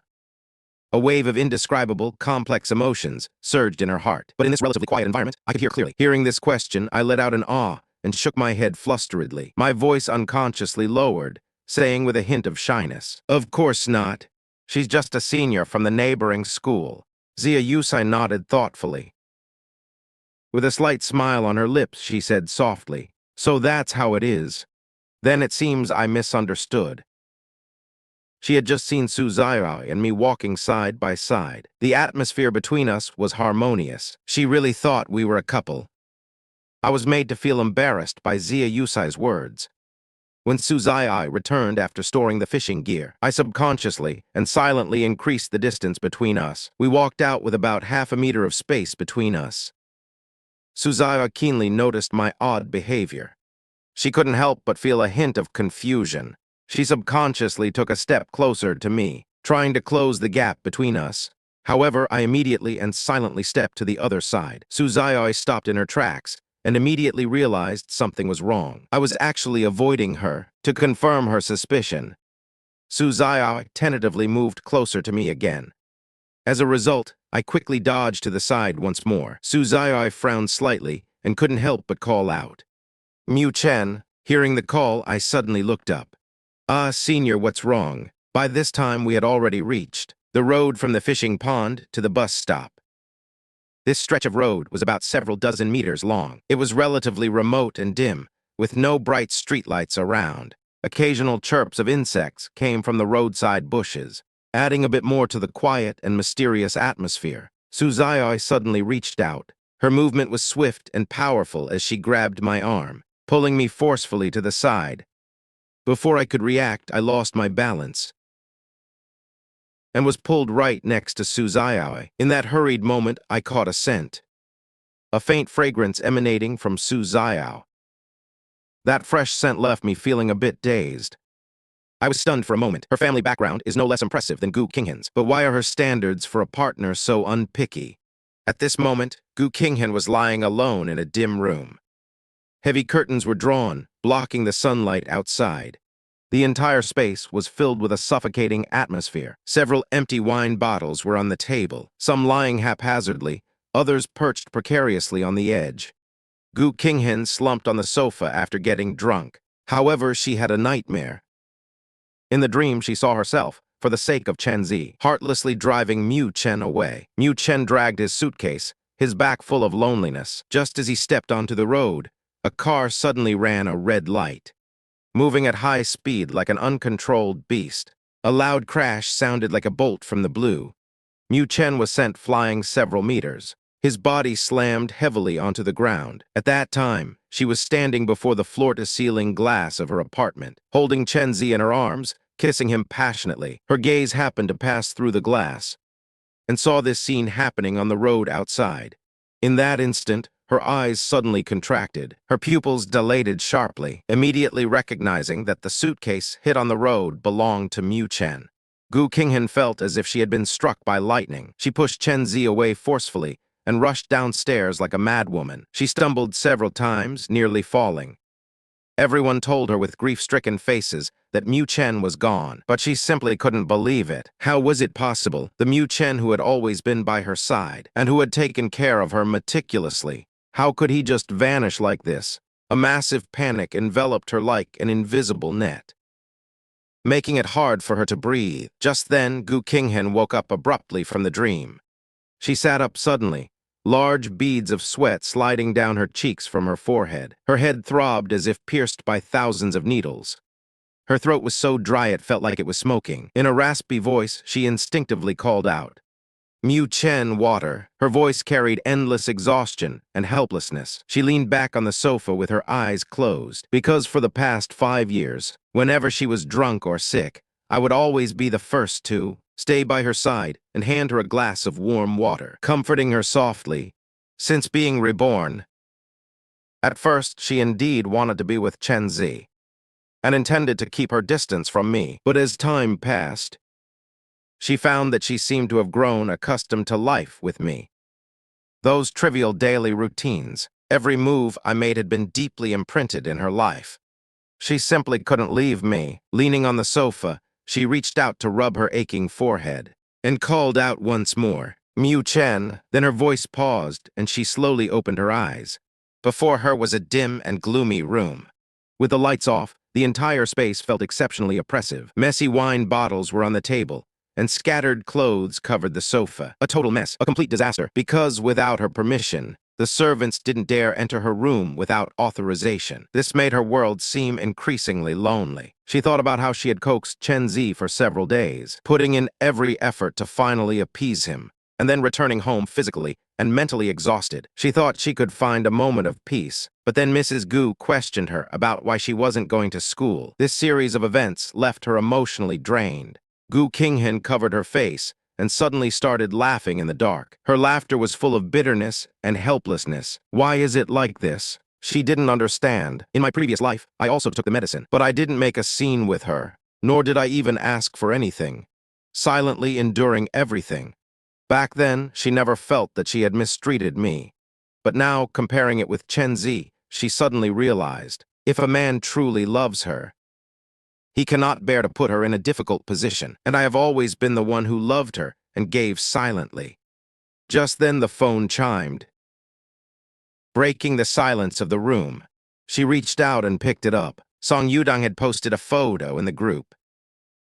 She dizzily clicked on it to see, and her expression immediately darkened. In the photo, Su Xiaowei and I were sitting in a restaurant eating. The two of us were chatting happily. An inexplicable rage surged in Gu Qinghan's heart. Why has Mu Chen become so close to Su Xiaowei? She gripped the phone tightly, her knuckles turning white from the force. A strong sense of insecurity and jealousy grew in her heart. She suddenly realized that she might truly be losing Mu Chen. After Su Xiaowei and I finished eating, Su Xiaowei prepared to walk me back to the dorm. I said somewhat bashfully, "It's getting late. Senior, why don't you head back first?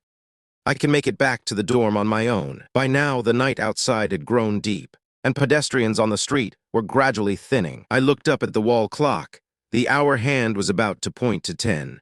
Thinking that Su Xiaowei would still have to take a taxi back alone in a while, I felt full of apology. Su Xiaowei gently shook her head and responded softly, "It's a bit dark on the road at this hour. I'll walk with you. Anyway, I'm not in a rush to take a taxi back." Saying this, she took the lead and walked toward a university. Although I still felt bad about it, seeing that Su Xiaowei had already started, I had to hurry and jog a few steps to catch up. Along the way, the two of us walked side by side, occasionally chatting softly. The dim yellow streetlights stretched and shortened our shadows.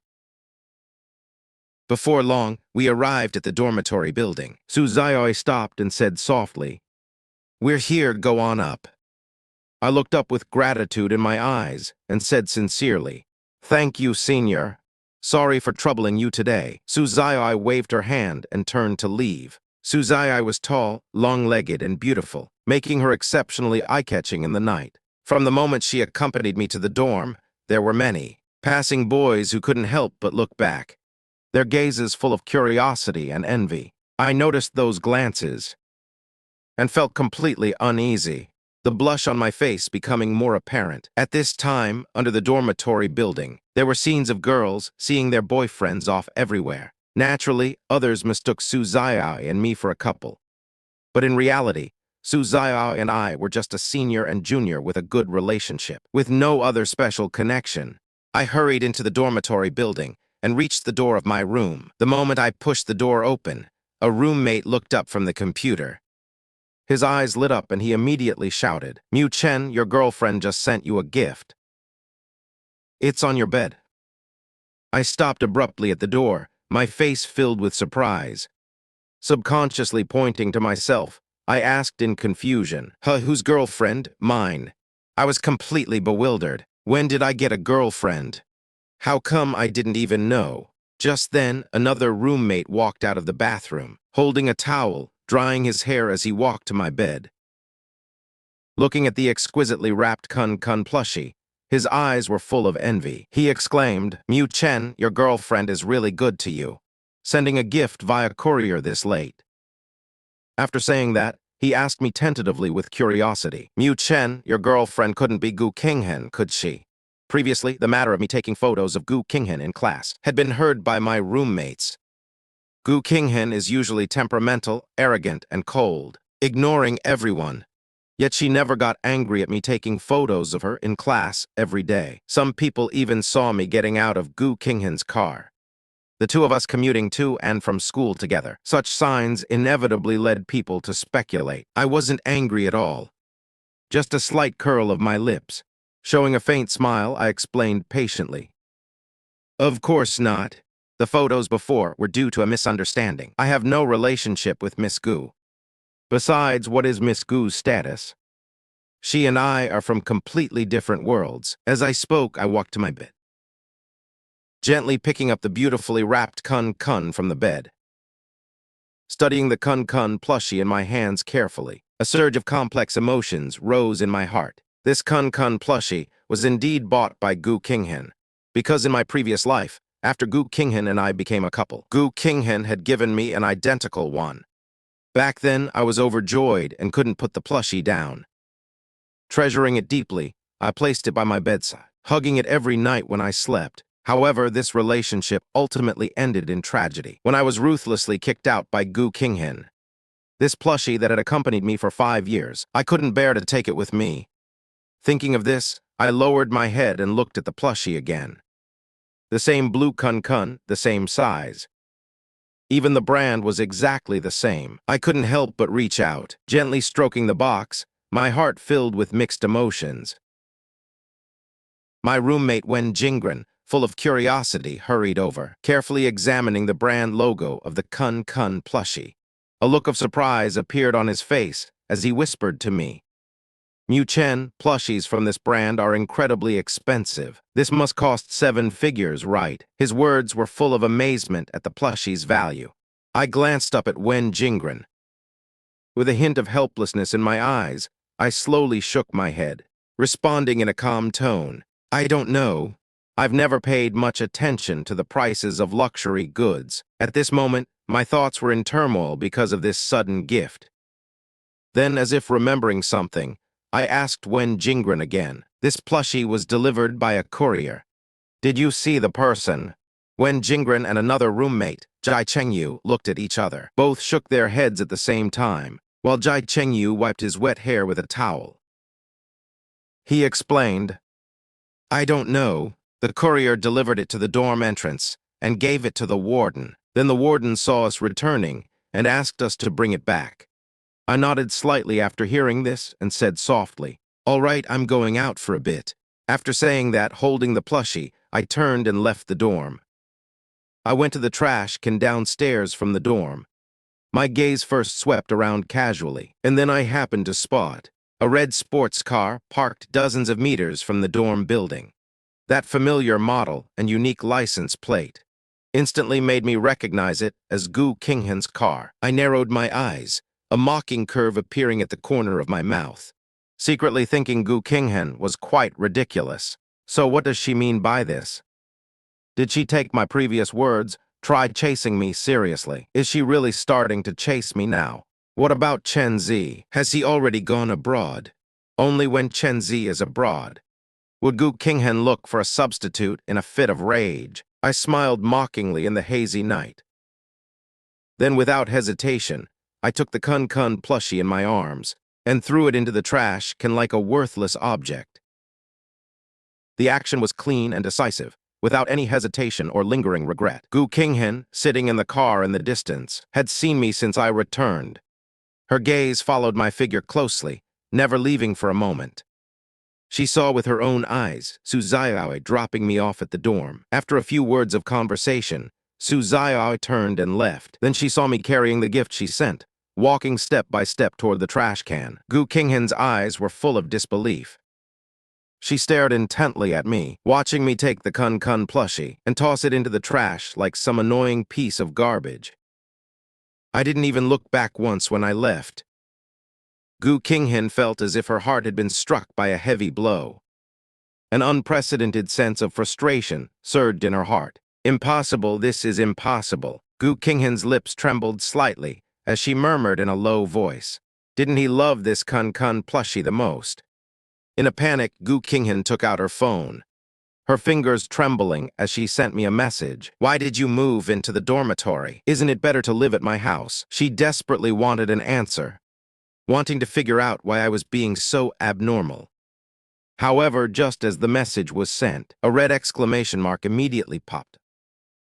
Gu Qinghan looked at the exclamation mark on the screen. She felt as if she were frozen in place. I actually deleted her. The fact that she was no longer my friend hit her like a bolt from the blue, leaving Gu Qinghan sitting, stunned in the driver's seat for a long time. Anger, confusion, and disappointment intertwined in her heart, leaving her feeling agitated and restless. After the incident where Mrs. Gu bowed to Chen, Gu Qinghan rarely returned to the Gu family's old residence. She had gone back before because she missed me a bit, although she didn't understand why she insisted on being near me. But having been with me for 5 years, she was used to my care, and during those 5 years together, she subconsciously began to view me as her possession. She was used to controlling everything about me, but now I was out of her control. This made Gu Qinghan feel somewhat irritable. In her previous life, Gu Qinghan suffered from severe migraines. Every time a migraine struck, that piercing pain was like a sharp ball stirring wildly inside her head, leaving her in excruciating pain. But fortunately, I would always carefully blend a scent for her. When that incense was lit, the curling blue smoke carried a unique fragrance that filled the room. Gu Qinghan only needed to smell this fragrance to fall into a deep sleep within a short time. Miraculously, the headache would vanish upon waking up. Now that she had been reborn, although her migraines hadn't become as severe as in her previous life, but recently, so many worries had left her unable to sleep. Coupled with the matter of Chen, she was anxious all day. The symptoms of the headache were already showing signs of returning. Gu Qinghan frowned deeply, searching the depths of her memory for the name of the scent I had blended for her in the previous life. After a moment, she took out her phone, wrote down the name of the scent, and sent it to the butler, and specifically instructed the butler to find a perfumer to blend this scent as soon as possible. Then she subconsciously reached out to touch her stomach. Her once gentle gaze was instantly replaced by a hint of coldness. A few days later, Shen Heoxuan and I were having lunch in a corner of the cafeteria. While eating with gusto, Shen Heoxuan seemed to suddenly remember something and said to me beside him, "By the way, Chen, our class is having a team-building event with the Agricultural College in a few days. Do you want to come along?" Shen Heoxuan's eyes sparkled with anticipation as he spoke. Hearing this, my chopsticks paused for a moment. A look of slight confusion appeared on my face. I frowned slightly, unable to understand why the College of Liberal Arts would hold a joint team-building event with the Agricultural College. I took a small sip of the soup in front of me, then took a bite of noodles and asked Shen Heoxuan, why the sudden team-building event with the Agricultural College? Is it only the Agricultural College? There aren't other schools involved, are there? The University of Science and Technology, where Chen isn't far from a university. I don't want to see Chen and Gu Qinghan right now. If the team building becomes a multi-school joint activity, then the possibility of running into them would increase greatly. Shen Heoxuan shook his head gently with a smile and said, "You wouldn't know about this. A senior from the Agricultural College is pursuing a boy in our class. This team-building event was organized by her. Chen Heoxuan's tone carried a hint of gossipy excitement. My eyes widened slightly in surprise. We just agreed to it so readily. Wouldn't anyone object? In my view, such a cross-college team-building activity should have caused quite a few objections. Chen Heoxuan waved his hand dismissively and said, "Oh, what's there to object to?" Everyone is signing up enthusiastically. As he spoke, Chen Heoxuan skillfully swiped on his phone, opened a photo, and then enthusiastically put the phone screen in front of me and asked mysteriously, "How about it, beautiful, right?" I looked closely and my eyes widened. I couldn't help but blurt out, "Wait, isn't this Senior Su?" The beautiful figure in the photo was indeed Su Xiaowei. I recognized her at a glance. Hearing this, Chen Heoxuan immediately perked up and said excitedly, "Mu Chen, you actually know Su Xiaowei." Chen Heoxuan then continued on his own. But then again, Senior Su is a famous content creator. She has nearly 10 million followers across the web, so it's normal you know her. I stared at Chen Heoxuan, dumbfounded, never imagining that Su Xiaowei had such an identity. Senior Su is actually a content creator, and she has so many followers. I interact with Su Xiaowei every day, yet I didn't notice it at all. Unable to contain my curiosity, I immediately took out my phone and asked Chen Heoxuan, "Which platform is Senior Su on, and what's her account?" Chen Heoxuan answered with a smile, "She has accounts on every platform. You can find her with a simple search. Her account name is just Su Xiaowei. She never changed it." After saying that, Chen Heoxuan lowered his voice mysteriously. "This team-building event is because Su Xiaowei is coming. All the boys are thrilled. Everyone is scrambling to go, just to see the campus belle of B University, to see what a blogger with 10 million followers actually looks like in person. I've already signed you up. You must come with me when the time comes. Otherwise, I'll be very lonely on my..." As Chen Heoxuan spoke, he reached out, gently tugged my sleeve with a pleading look, while searching for Su Xiao's account online. I subconsciously nodded and replied, "Okay, let's go together." I didn't actually like mountain climbing. I knew my physical stamina wasn't great. Climbing mountains was an exhausting task for me, but as soon as I heard Su Xiaowei was attending this team-building event, I decided to go without much hesitation. I soon found Su Xiao's account. Clicking it, I saw the content of her account. Most of it showcased the daily life of an agriculture student. Occasionally, she'd share knowledge about plants and insects.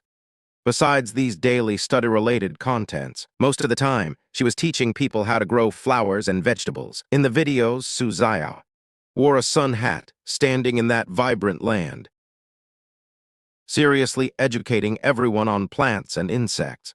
However, among the tens of thousands of comments, half of the people didn't seem to care about what she was saying. They left unrestrained comments in the comment section. I scrolled through the comments casually, and couldn't help but find it somewhat funny. Thinking, a gentle and serious student like Senior Su, what would she think when she saw these comments? She'd probably feel very embarrassed. A slight smile played on my lips. Then I sent a screenshot of the account to Su Xiaowei, along with a cute emoji. "Senior, I found you." Su Xiaowei replied to my message quickly. "How did you know I had an account?" Seeing my message, Su Xiaowei suddenly felt a bit embarrassed, because when she started this account, it was right when she had just started college, stubbornly choosing to study agriculture, and her parents had cut off her allowance. At the time, she thought she could earn some extra money online to supplement her living expenses, to make the account go viral quickly. She followed the suggestions of some friends, wearing cool, revealing clothes, and sometimes wearing the mini skirts that guys like. Every day when filming, she carefully chose flattering angles. Even her slender, well-defined hands would get close-up shots. So many of her fans were quite bold, flirting with her in the comments every day. Thinking that I had seen her acting a bit pretentious online, and had seen those bold comments, she felt incredibly awkward. She hurriedly typed, trying to salvage her image in my eyes. I don't know how to run an account. I just followed other people's suggestions. Even the clothes and poses were suggested by others. I really don't know. She emphasized don't know twice in a row, desperate to maintain her image in front of me as the consistently gentle and upright senior. In reality, from the account's creation until now, everything, including the outfits and the agriculture, educational outlines, and even the hand gestures, were all carefully planned by her. After sending the message, Su Xiaowei put down her phone and covered her face, feeling as if the sky were falling. Before, when there was no one she cared about, she could interact with fans online without any reservations, and could even fight back aggressively in the comments. But now that she has someone she likes, she feels as if she's trapped in a massive social death scene. At this moment, Xia Yumo had just finished weeding the peanuts in the field. She straightened up and wiped the sweat from her forehead. Looking up at the flustered Su Xiaowei, she asked concernedly, "Seventh sister, what's wrong? What happened?" Su Xiaowei clutched her hair with a complex expression and said, "It's a bit complicated to explain." While continuing to weed, Xia Yumo said casually, "Then just keep it simple." Su Xiaowei said with a long face, "This is similar to being a suggestive streamer online and then being seen by your crush, and your crush sends you a screenshot praising how great you are at it." Although she is a legitimate educational blogger, not one of those suggestive ones, she couldn't help the fans' passion. I don't know what he'll think after seeing those comments. She now regrets it to death. Hearing this, Xia Yumo's movement stopped abruptly, looking at Su Xiaowei in shock. After a long while, Xia Yumo stuttered, "Seventh sister, I didn't see that coming. You're moonlighting in that. What's your account? I'll go follow you." As she spoke, Xia Yumo actually took out her phone. Seeing this, Su Xiaowei's face turned red with anger.